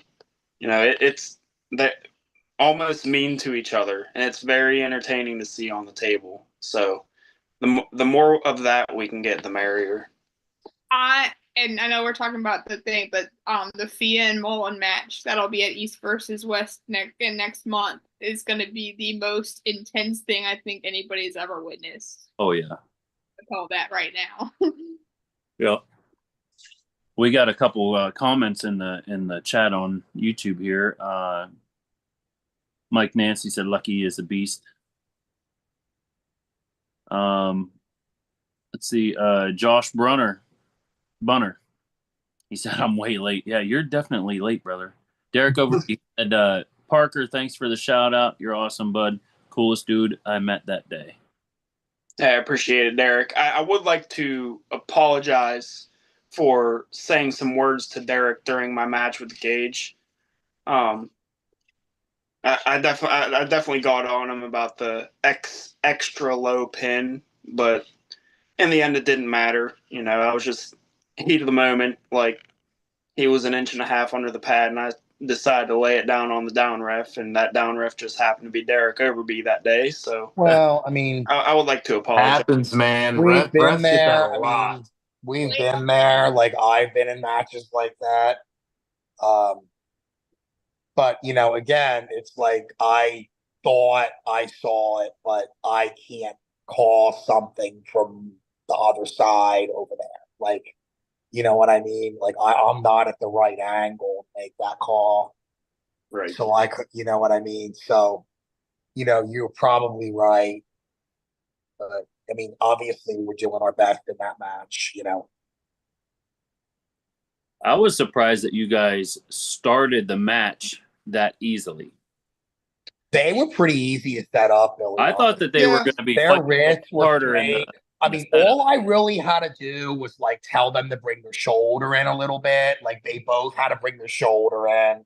And then, you know, I think there were one or two like little like come down off the knuckles, but I mean the wrists were That's like, the thing. Like me and Gage, perfectly straight. I mean, me and Gage, we can both really take advantage of the setup, but we don't make it super obvious that we're cheating. It's almost to the point where we're not even really cheating. We're getting in a good spot to where we want to go, and but making it as fair as possible. I mean, we all know Gage, he's posting as tall as humanly possible, so he's going to have super high knuckles.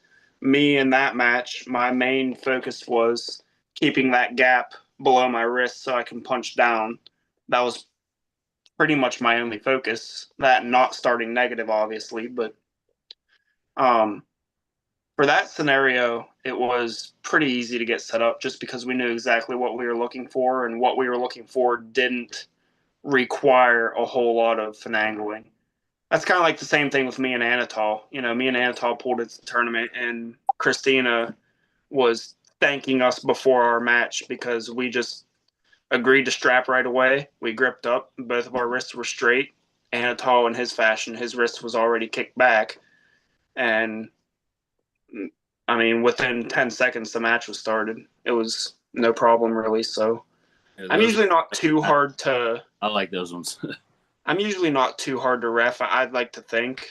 But, you know, it's just we got what we were looking for without having to overexploit. Well, it's never really your job as a puller to enforce the rules either. I mean, take what you can get. Yeah. It's the ref's job ultimately to say, hey, no, not happening, not on my table. So I wouldn't really call it cheating. I would just call it lack of reffing if that if something is crazy. Yeah. But But with Billy as a ref, you're not getting away with anything. I mean, we've never seen that before in a tournament ever, right? Lack of reffing. I would like to bring Oh, up yeah. something that completely doesn't matter. But Billy, I've watched it probably 20 times. I did not go early against Lawrence. I've watched it and watched it and watched him. Like, I don't see where I jumped. Obviously, it don't matter. Different weight classes, different calibers. Did you pull Lawrence? I'm like, I was Yeah, in the tournament after the event. Okay. Yeah. Billy was mentally just capped for the day. That's another thing that happens. I mean, as you're getting, gas from pulling, Billy's mind is probably getting gassed from Oh yeah. from the amount of little details he has to pay attention to. Yep. Definitely. I remember Billy. So Billy's refed a few matches that I've had with people, a few super matches I've had, a couple super matches. I remember him about blowing my eardrum against Joel Hudick. Didn't expect the ready go super loud. I don't know why. I just didn't expect it. Well, his caught me go off is guard. very abrupt. There's a big space in between. I didn't even go. He said, ready, go. I didn't even go. I just got put straight to the pin pad. And I was like, oh, gosh, that was really loud. I probably should have went there. That was like round one. But yeah, I like that, though. And I like the fact that, the cadence is always pretty similar.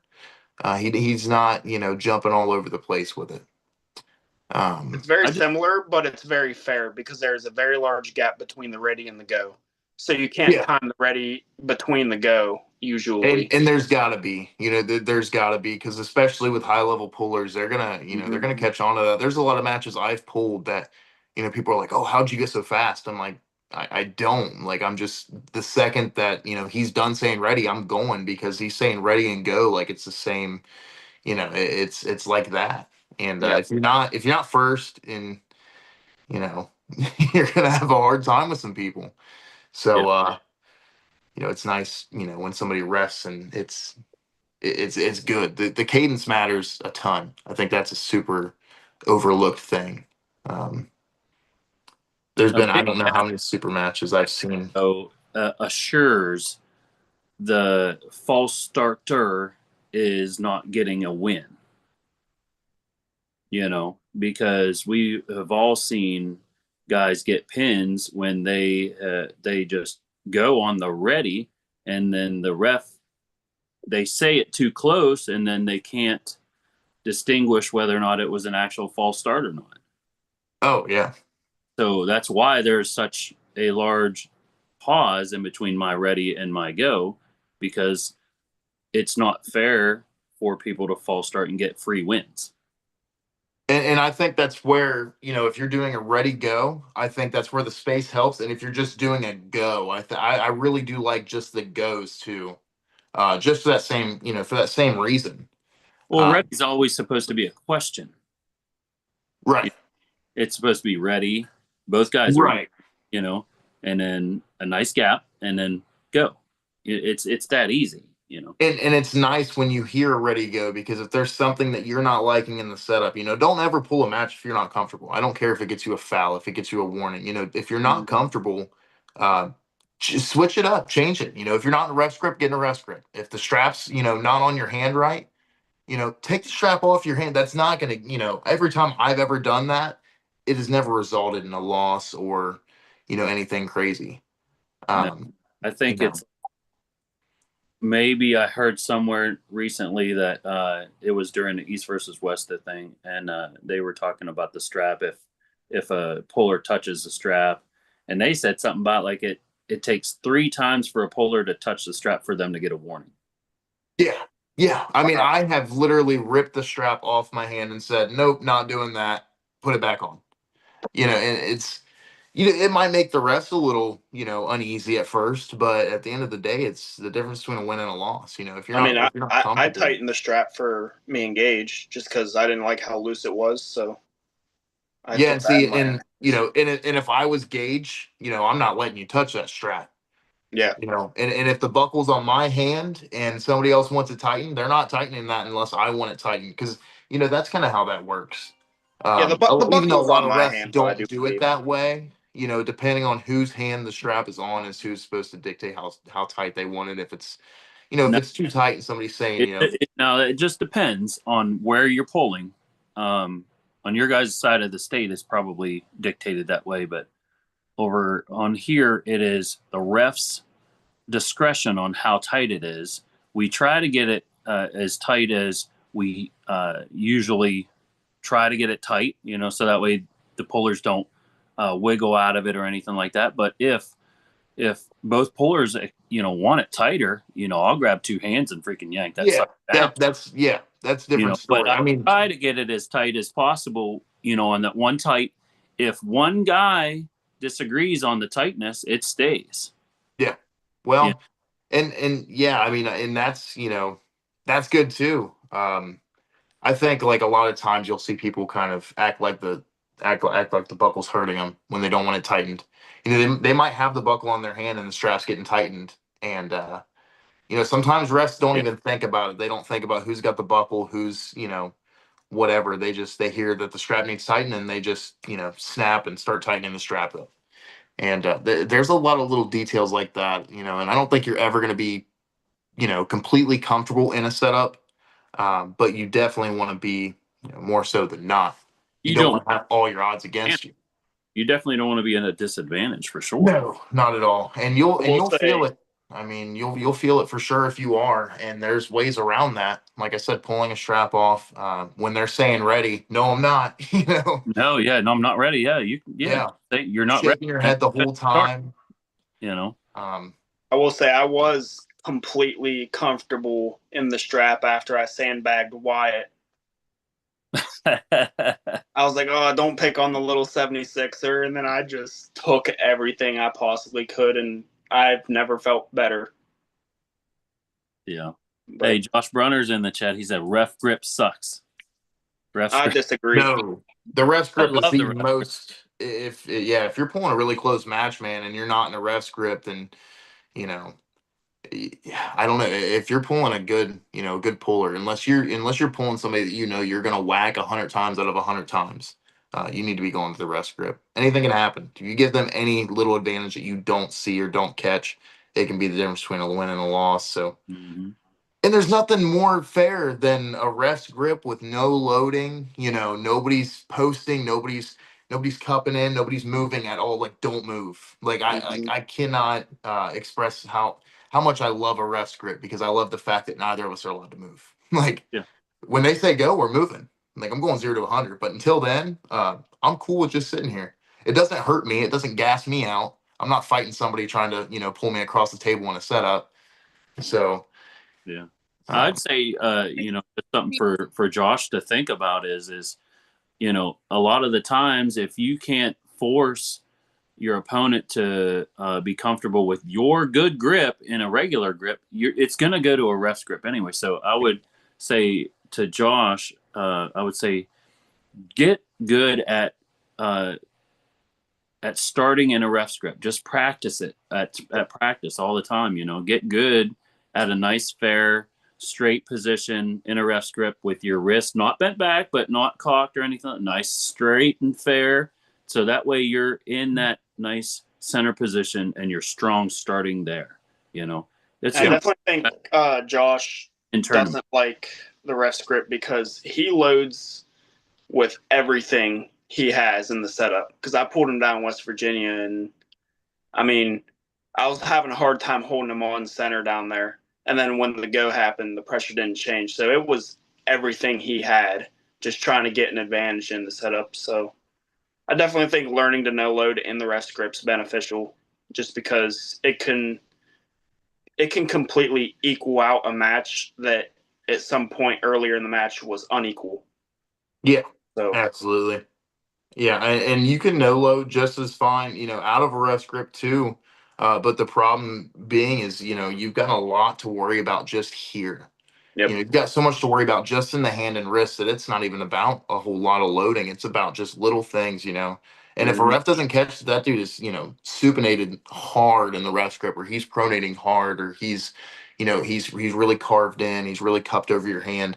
If the ref's not catching that, then that match is either going to happen or you're going to make it to you're going to take it to a ref's grip.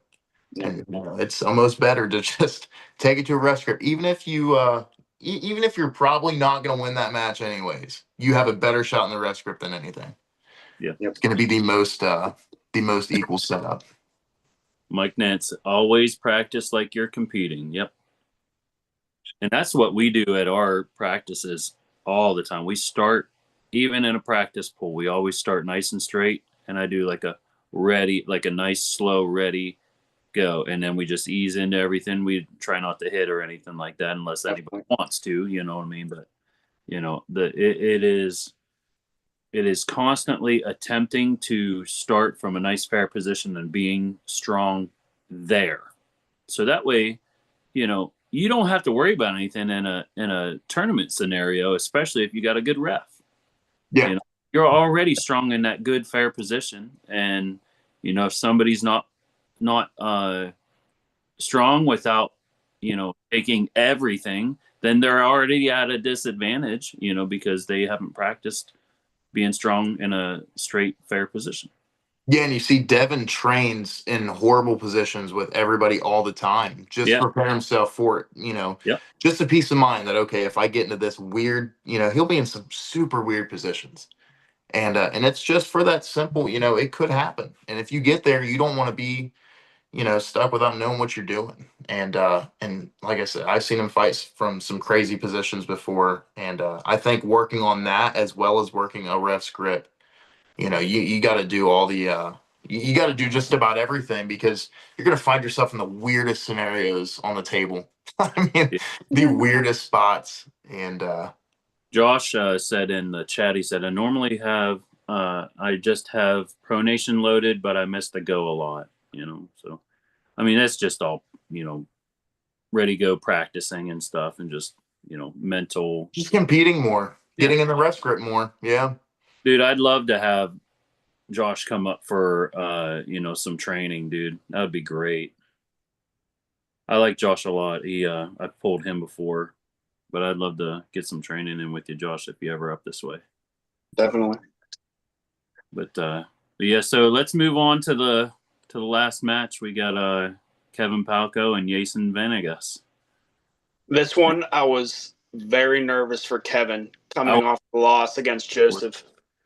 So I wasn't really sure how it was going to go, especially cutting back to back like that. But I mean, and Kevin would showed out himself. You know, he was a little concerned, you know, with the cut and coming off of the loss, you know, and he just showed his resilience, you know, and you know he did a fantastic job. And you noticed that he didn't let Jason hit into him. He just went right at Jason and put Jason right outside of his shoulder, and got into a good offensive position instead of letting his opponent to their offensive position. And I'm in no position to critique Kevin, especially because he smashed me this year. Right. But one of his big downfalls, I think, at the top level, is he's constantly in a defensive hook.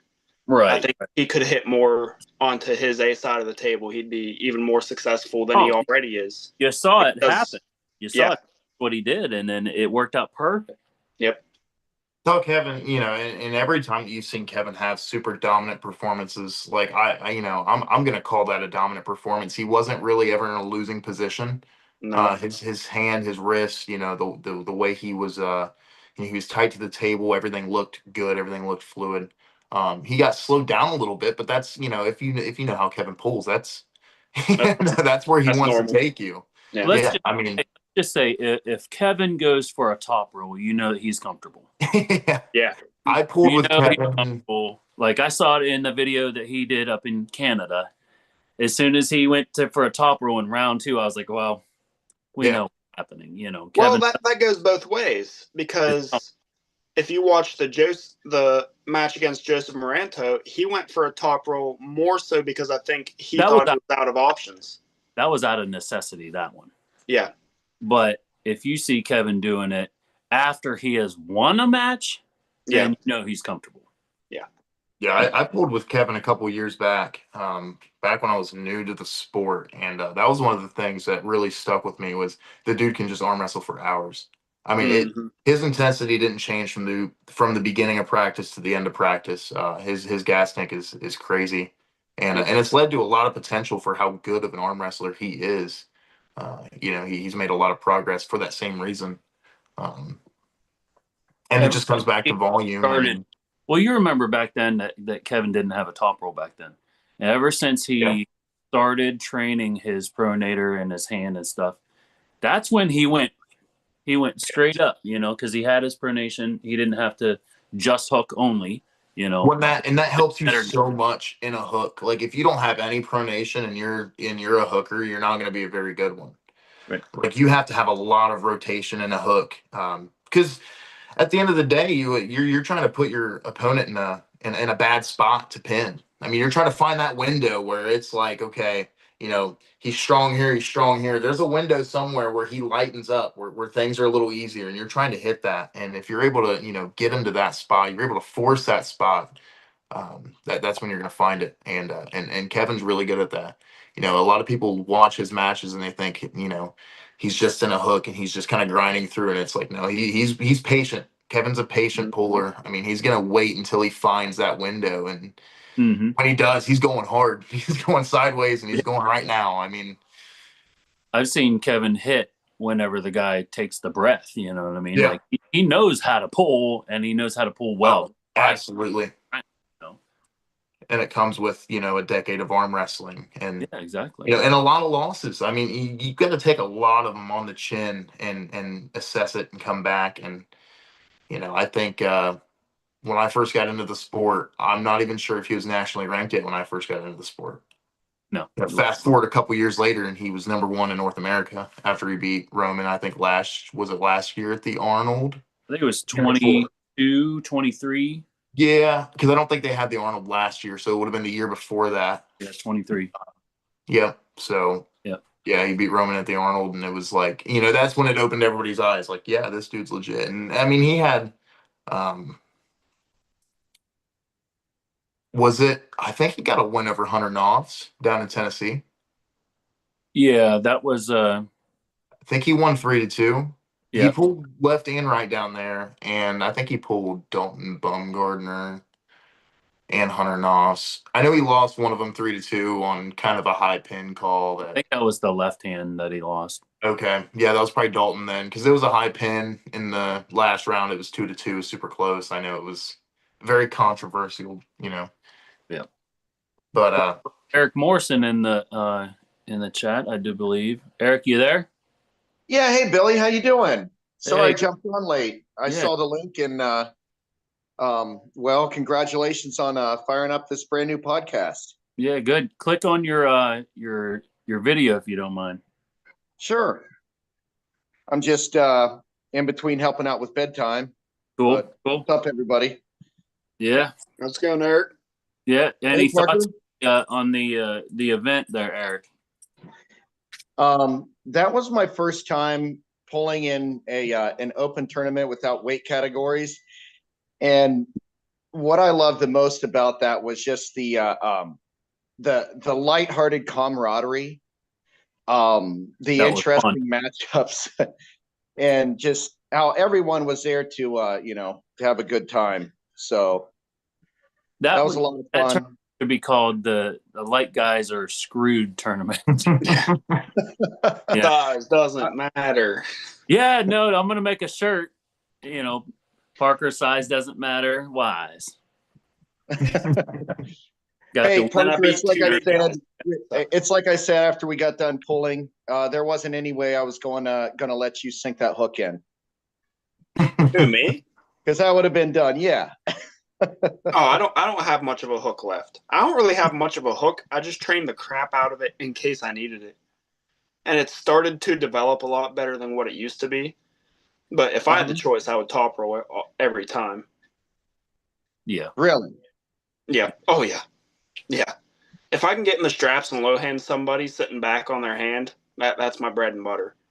But really, I've found myself at practice with guys being unable to get into my lane. And so I just kind of said, hey, I have to at least develop some sort of a hook.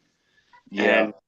And most of it came right-handed, because I mean my past couple matches have been right-handed, and I've been very careful with my right arm with how the health goes, to train exactly where it needed to be.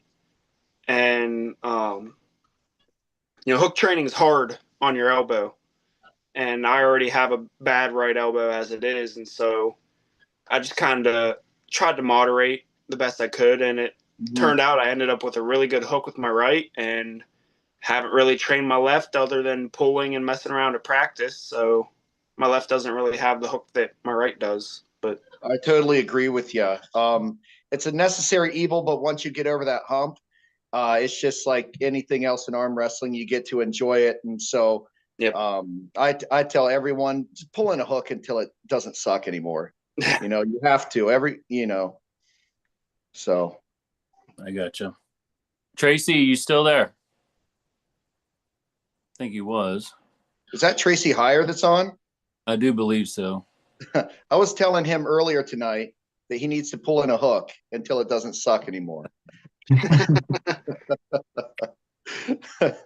So, but I was, hey, big shout out to Hunter Ayers. I was super happy to see that he signed up for both left and right, because that was just a ton of fun. Yeah.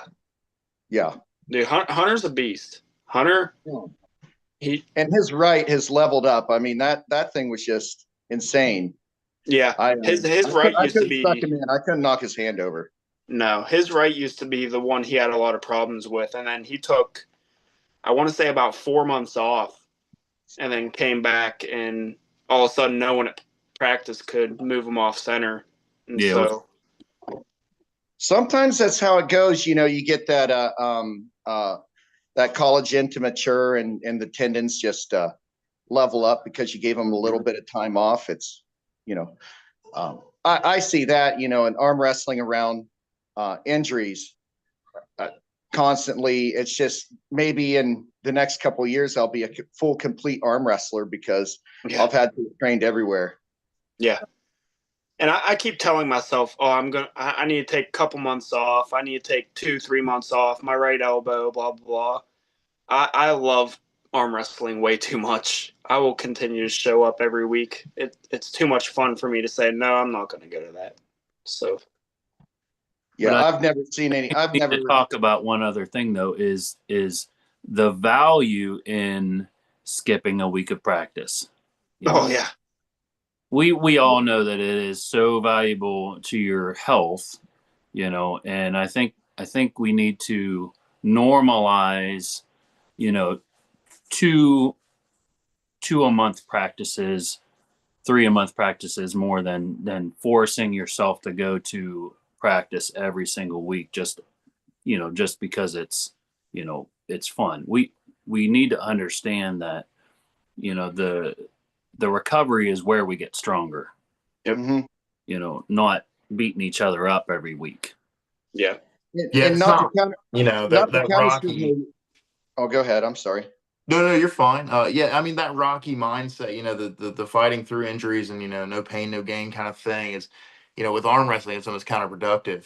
You just end up getting hurt, and then you fall down the rabbit hole of every time you feel a little bit better, you end up getting hurt again, or, it's something else. And, I definitely don't think that it would be a bad idea to kind of give your body a little bit of rest. I mean, ultimately, if you can show up every other week to a practice and give 100%, it's going to be a lot better than every week only being able to give like 50%.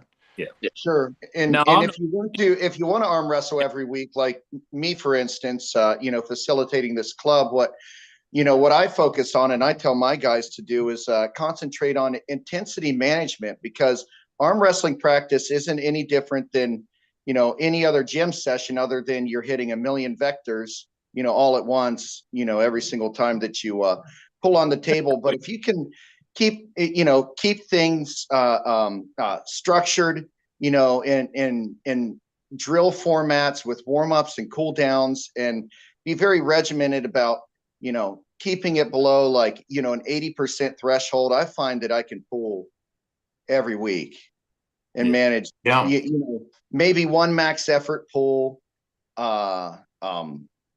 and a practice every other week or something like that. Mm-hmm. I like Definitely not sitting there tomato face redlining for an hour. That's Christian. Yeah. Kind of That's set Christian. yourself up on like a little program. I mean, you know, if you got a match in 12 weeks, kind of do the same thing as what you would if you were planning to hit a big number in the gym in 12 weeks. You know, you've got a Yeah. couple peak weeks, and you know, with arm wrestling, I think that would be, you know, great. You know, the first 4 weeks, work on your weak spots. You know, next 4 weeks, work on where you're a little bit stronger, and then what you got 2 to 4 weeks left or whatever. You know, you're going to take a couple weeks rest or a week's rest, whatever you want to do, but then kind of peak and just make sure everything's healthy. Because yeah, at the end of the day, if you go into a match all beat up, you know, odds are you're either going to get even more hurt or you're just going to get blown out of the water anyhow. Yep. Yeah, peaking. Yeah, I agree totally, Cody. Like I consider peaking, you know, hitting PRs like maybe 10 days to 2 weeks out, and not even picking my kids up that last week. Yeah. Letting everything get really, because feeling good is the other half of you know, being peak. I think there's that psychology of not having any little aches and pains makes me way stronger. Oh, absolutely. I mean, a lot of it. If you feel any little bit of pain in your arm, it automatically puts a doubt in your mind that you're not recovered enough, you're not strong, and it really affects you. Yeah, Billy, yeah, absolutely. I saw you look over at the chat and kind of chuckle. I'm curious to see what someone said. Oh, Josh said that he gets to practice once a year, so he's got so much recovery time. His tendons are probably great. I mean, Yeah, exactly. Honestly, his connective tissue is very happy with him.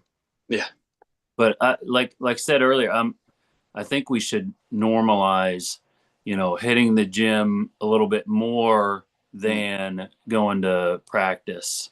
Once the light bulb comes on, you know what I'm saying? Once you understand how to arm wrestle and you're technically proficient to a degree, you know what I mean? I think it should be normal that type of puller do less table time and more gym time.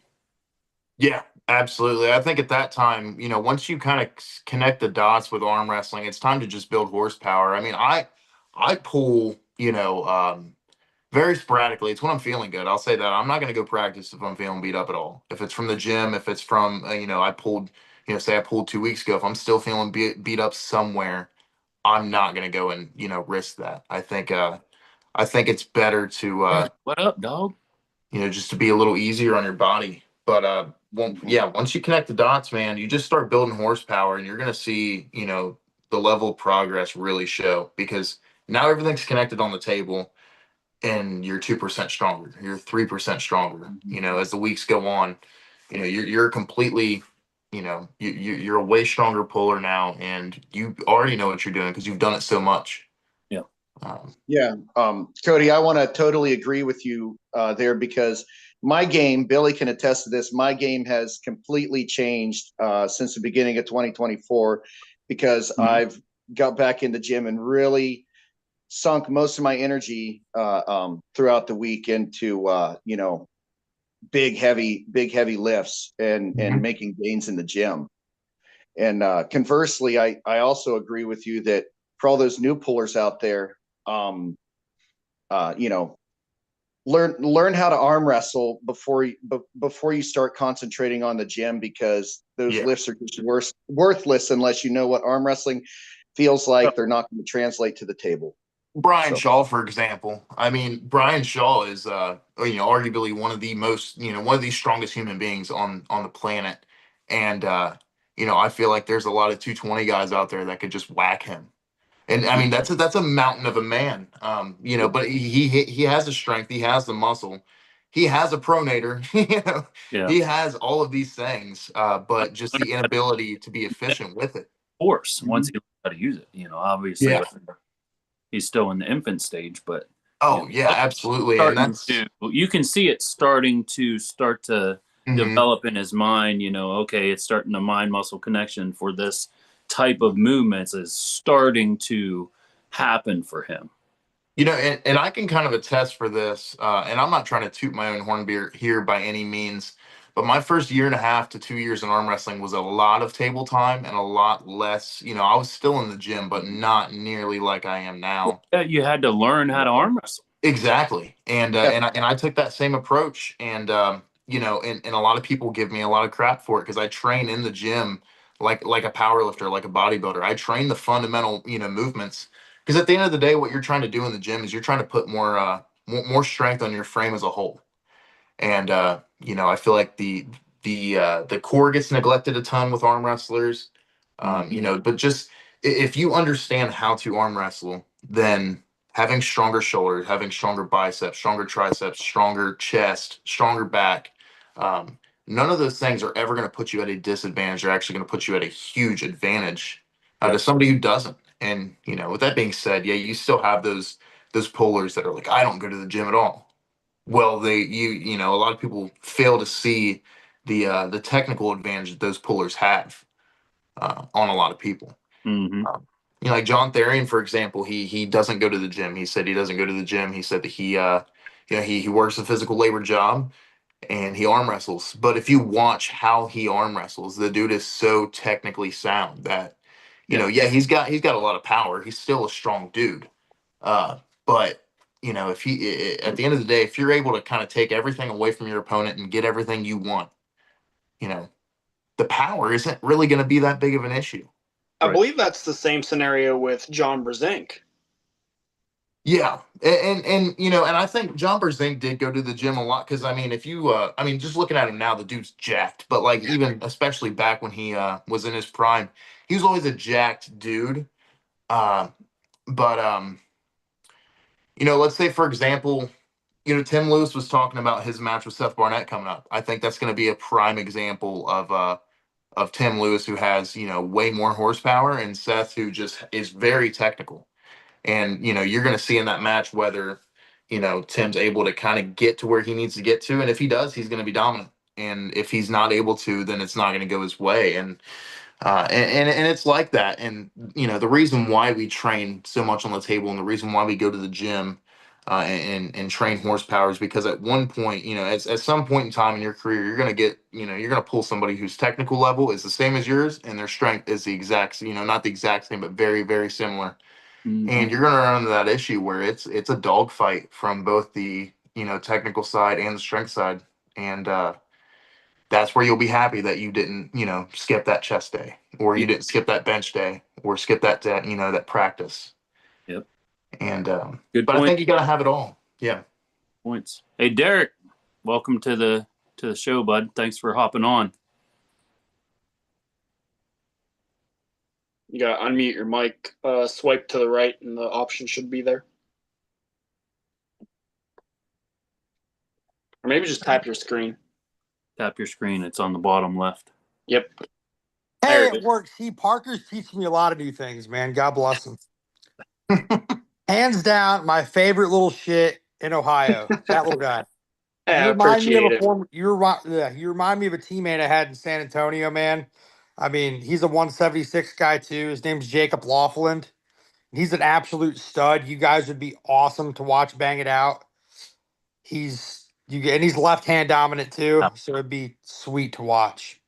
Cool, man. But Eric, you look like 10 years younger today, buddy. Billy, I just want to say thank you again, man. I know I've done that 20 times already, for the opportunity and whatnot. That's really the big reason I came on, and to tell Parker he's fucking awesome because I like him. Pardon my language. Yeah, well, it was great to meet you yesterday, bud. Or Saturday. Yeah, it was a lot of fun. I got a lot of clarity. I went to the doctor. I'm gonna have about 12 weeks where I can't use my right arm, but it's all good. Shit happens. What happened? They're gonna wait for the swelling to go down, but I definitely popped some tendons in the brachialis area and stuff. But I felt that after the first strap batch when I tried to post, and he had way too much fucking arm, and I felt that. Hey, all good. It happens. Yep. Just means I got to pumpkin train the hell out of my left. So. Hey, what'd you do? Roll that tendon go into to your get the left match, baby. You what? You know where to go to get that left match. If you want to go left-handed with me, I'll do $200 left-handed with you. Yeah, right. I ain't betting no money on arm wrestling ever, and I never will. Oh, Get him come while he's on. still recovering from Christian. So My left, I'm pretty confident in when I'm feeling good. And I've never had an energy dump like that in my life, dude. That was wild. Like, get that hyped up, get your ass whooped, and you kind of like, oh wow, that sucks. But that's Yeah. part of the game. I mean, you don't always win. I mean, that's literally how it works. But one thing, Eric, where do you train at, bud? Lancaster. So I am used to traveling like 2 hours all the time to train when I lived in Texas. I need a team because I don't have a team where I live. I live in South Lebanon. Oh, you South live. Lebanon. Oh, I don't know if About an that's hour close and a to me or half. not. Where is that towards the western end of the state? Where is that? Fairfield, Cincinnati. Oh yeah, you're Fairfield, close to me. Cincinnati? Yeah, I'm in Yeah. the Dayton area. Cody's the man to talk to over that way. Yeah, I I'm need to in find the someone. I mean, I need to get a hold of somebody to get on a team that I can get with. Big problem is I have little girls. They all compete, but they're 8 and 10. They competed in Texas all the time. I mean, I think my little ones actually took home like little third place medals and stuff at Texas State. So Well, I mean, let me extend the offer for you to come up to my place. You know, we practice every Sunday, but I mean, at any given day, especially if the Louives are here, it gets crazy. There's probably like at least a dozen kids running around, and that is amazing because a lot of yeah, the teams around here, they 7, 8-year-old girls are all arm wrestling each other. You know, we make them get in a couple matches every weekend. The Louives are the perfect example of probably in our area the best arm wrestling family. Oh yeah, for that sure. entire family. That was the one thing I noticed. It was a big downfall was the lack of table time I was able to get because most of the teams around here. Hey, hi. Can you flex? No, it's Your bedtime. forearm? Good night, sweetheart. Yeah, most of the teams around here, they don't allow the kids to come to practice because they do it at somebody's private house. And I'm a daddy and I'm a girl daddy, so my daughters are my priority and my wife. So if they can't come, then I just don't do it because Look, I can't tell you how many muddy footprints and shit that's been broken over here because of that. But it's just, you know, that's where we have the space to do it, and you got to, you know, grow the sport generationally. 100%. I mean, I want my little girl to be invest in beating the them. shit out of all of her boyfriends. That's my goal. Like when she's 16, I want her to be able to arm wrestle and beat her boyfriends. That'd be awesome. That'll be like the biggest dream come true. As long as they don't try to talk about like Parker, man, because he's kind of he looks like he's a player. I don't trust him. No, not at all. But yeah, if you don't care, Eric, I might reach out to you on Facebook or something, a messenger, and try to get some information to come to a practice or something here soon. Yeah, because what I do, because we don't communicate over Facebook, we find this app called Team Reach easier to you know, with the core people that show up regularly to communicate. So I haven't been posting on the Lancaster Arm Wrestling Club group, you know, for the past 6 months because, you know, we've been talking that way. But yeah, we're still training every week, and so if you hit me up on Messenger, like you said, I can get you that info. Be awesome. Where are you out of, Cody?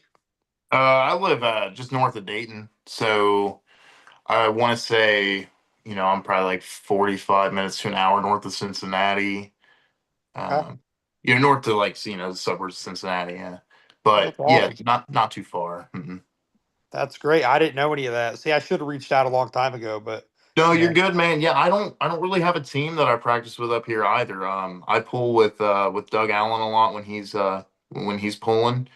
Tim Lewis comes over, I pull with him. I pull with like James Winland. I pull with a lot of super heavyweights now. Even though I'm just a 220, I feel like it's super beneficial for me to pull with those bigger guys. But yeah, not really like a team or anything like structured around here. There used to be, but you know, people fall off, people lose interest, and you know, you have a lot of people that have groups, but I wouldn't say there's anything like what Billy has to offer or you know, anything like that. that's what Niles was saying. He said that area is really hard to get like people to come together and practice.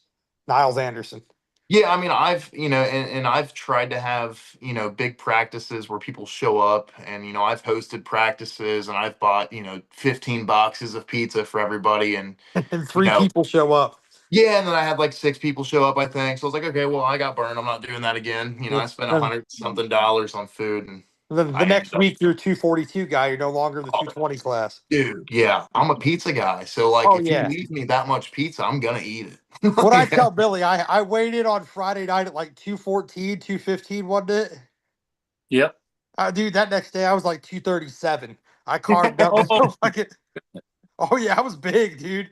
But I water cut, like I water load. I mean, I follow kind of like Justin Bishop talks about his process, like the GSP thing, Mhm. 2 weeks out, really start cutting everything and your carbs, and it makes it a lot easier. And That affected you for your match? did it affect me? Mm-hmm. Honestly, to be honest, like I 100% think he was gonna whoop my ass. Like I'm cool with admitting that because that's what a real man does.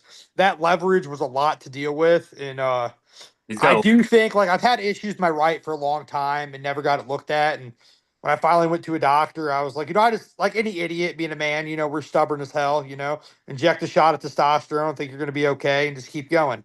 I went and got the arm looked at, and they were like, I had a bunch of like fluid all over, and they said the wrist was the tendons of the wrist were like elastic and they weren't very tight. So I was like, okay, we'll take some time, let it heal. They said 8 to 12 weeks. They just want to start injections like PRP injections and stuff to get it to heal up better. But I mean, it is what it is. Like I'm kind of in a way, it was kind of light at the end of the tunnel to finally make myself go do something when I woke up the next day and couldn't really straighten or bend my arm very well. So I was like, okay, there's a problem there. And Yeah. Yep.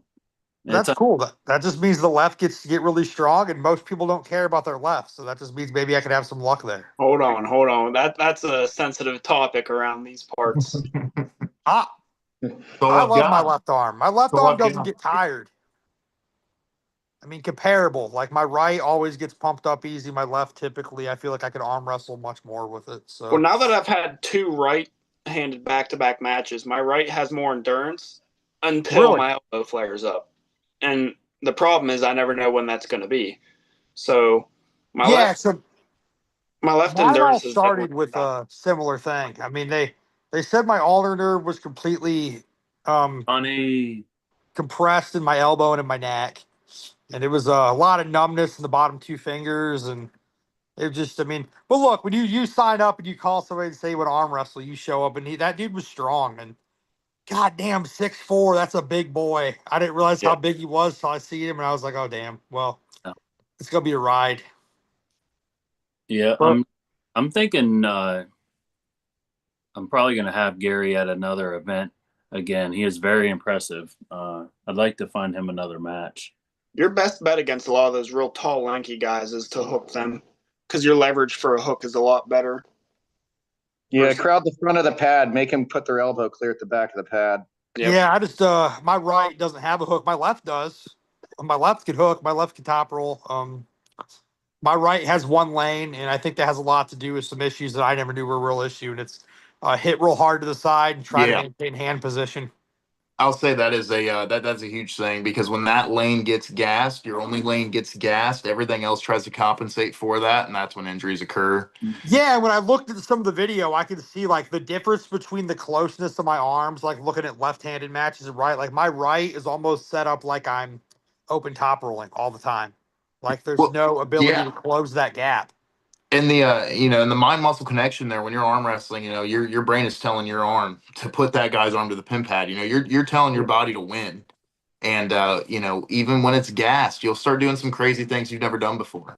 Mm-hmm. I've found myself flop pressing people. I don't flop press. Like, it's happened. I've done it. I've been successful with it in the past too. So I mean, but that is really when the desperation, kind of sets in, and that's when the injuries occur, and it can get scary there. And that's where you really just have to, you have to have that happen a ton for the discipline to kind of take effect, and you to be like, okay, either that or you get hurt and you learn that way. Yeah. And, that's usually when I drop into a king's move, is pure desperation. A long time.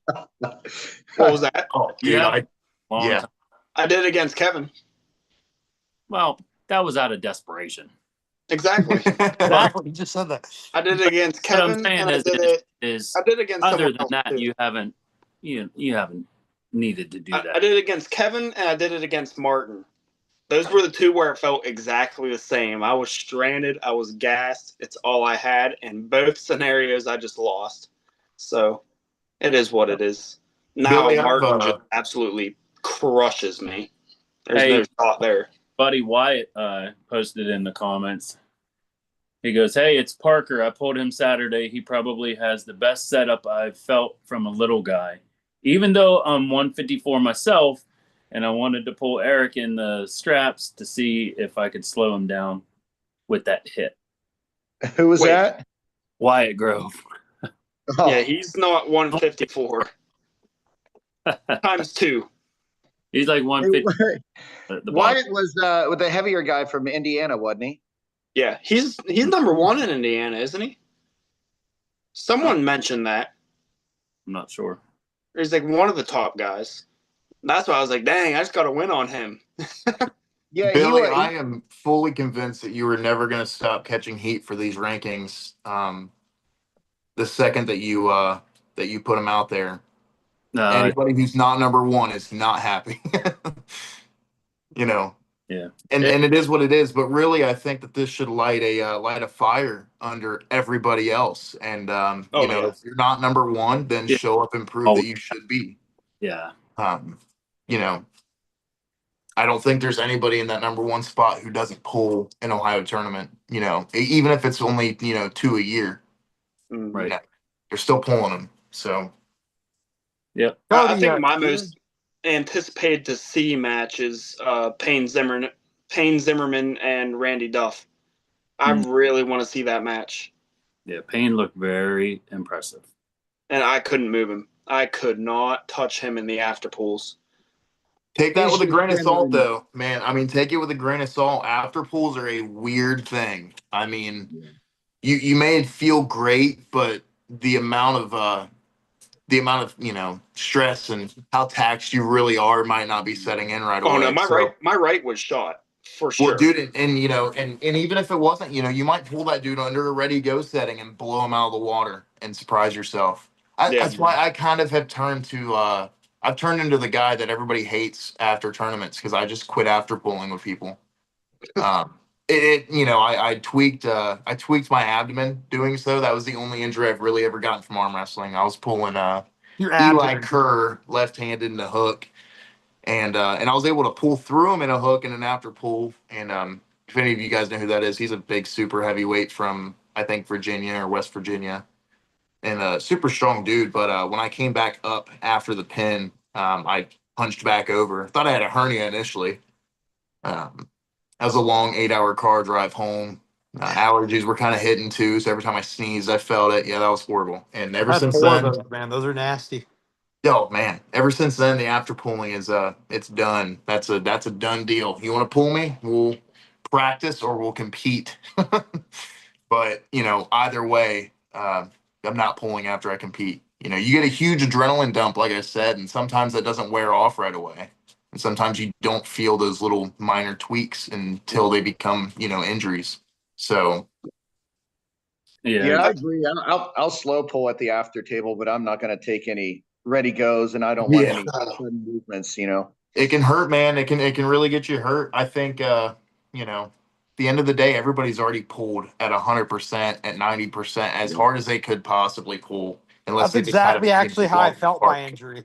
Like I was pulling after this event with, I think it's Eric. What's the name of the team you're on, bud? Is it Big Guns? Yeah.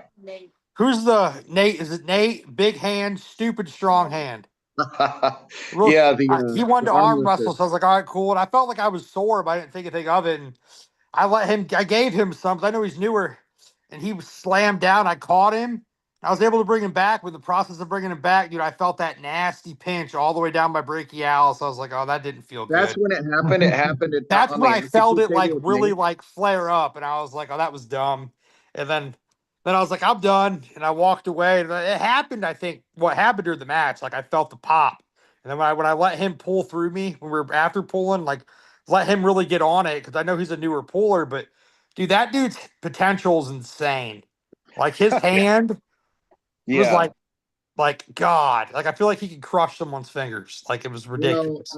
Let's just put it this way: the guy registered like 210 pounds or more on the hand dynamometer there the other week. So, Oh, dude, I 100% believe it. He's a Like when he 198er. clamped on my hand, I was like, it was like kind of reminded me of Mice and Men. You ever seen that movie? It's an old When movie. When Lenny crushes grabs that dude's Lily's hand, hair. like that's all I hand. thought. Like this dude can crush someone. Like Lily put his fingers through someone's hand. Like it was. Yeah, except but he's not Lenny. He's a software engineer that can Rolling Thunder like 235 Yo, pounds. really hyper intelligent, really nice guy. Lenny wasn't a I mean, software engineer.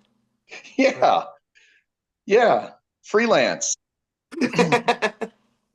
So, Oh man, that's such a good movie. I'm gonna watch that again. Got brought up. It's getting watched. that's a great movie. It is. Has anybody not seen that movie in here right now? I mean, I read the Parker book. reminds me of Lenny a little bit, just a little bit. I've never seen it, so I don't know if that's Oh, dude, offensive you're or a missing a compliment. classic. It's Oh, just one not of the a best com- movies of all time. It really is. You get a chance to watch it. Remember He's the calling Lenny you a joke big was a dummy, joke. Parker. Don't let him do that. What was that? He's calling you a big dummy. Don't let him do No, that. don't take Ah. it serious. Look, I got to give you crap. I have a soft spot for that young man. I don't know why, but he's just a little firecracker at the table. When he started screaming at me, I was like, do I want to bite this dude as a ref in the middle of the tournament? Or do I want to like be nice? But he was cool. He's awesome. Yeah, I don't know if you were watching the podcast earlier. Do but not I did apologize to me again. apologize. Do not apologize to me. You were competing. You have all the right to like Yeah. scream as much as you want. Yeah, but Like- me hooting and hollering during the tournament was mainly because I finished my match and went over to the old bartender. So I was having a good old time during the tournament, but No, he was awesome. I had fun with him. He was hands down the coolest person I met that night. yeah, it was definitely a pleasure meeting you for sure.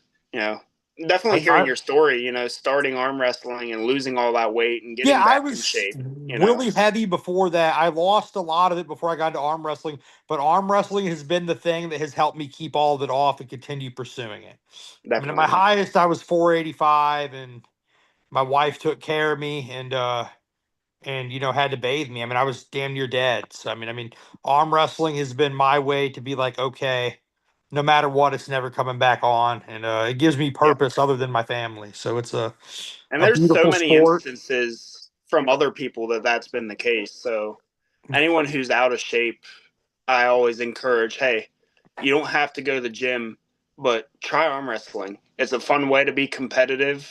Where else can you go where you could find a sport where you could try to break another person's arm and not get in trouble for it and then shake their hand afterwards? I mean, it's amazing.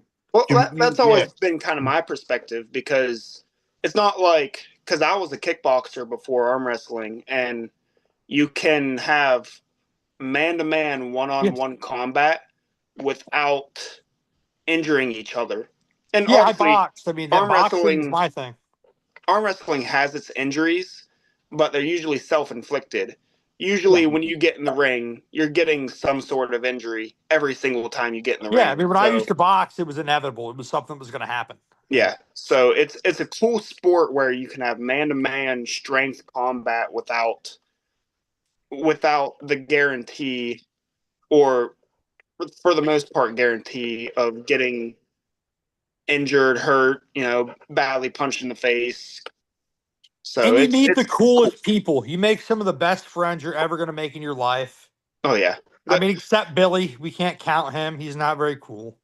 I'm just Nah. Billy's awesome. But look, man, you guys are all awesome. Eric, I'm definitely going to reach out to you. Maybe not this evening, but tomorrow. Send you a message. Parker, Sure. hands down, favorite dude in Ohio. Got nothing but love for you, kid. I can't wait to see what you do. Hey, I Billy, appreciate it, man. Means you a already lot. know I appreciate you, man. God bless you guys. Have a great evening. Hey, we'll see you later, Derek. Later, buddy. Podcast, guys. I'm not sure where Cody went, but that's going to pretty much wrap up the podcast for this time. We'll have another show here probably in the next couple weeks or something like that. But appreciate you guys being here, and God bless. Absolutely. God bless, Billy.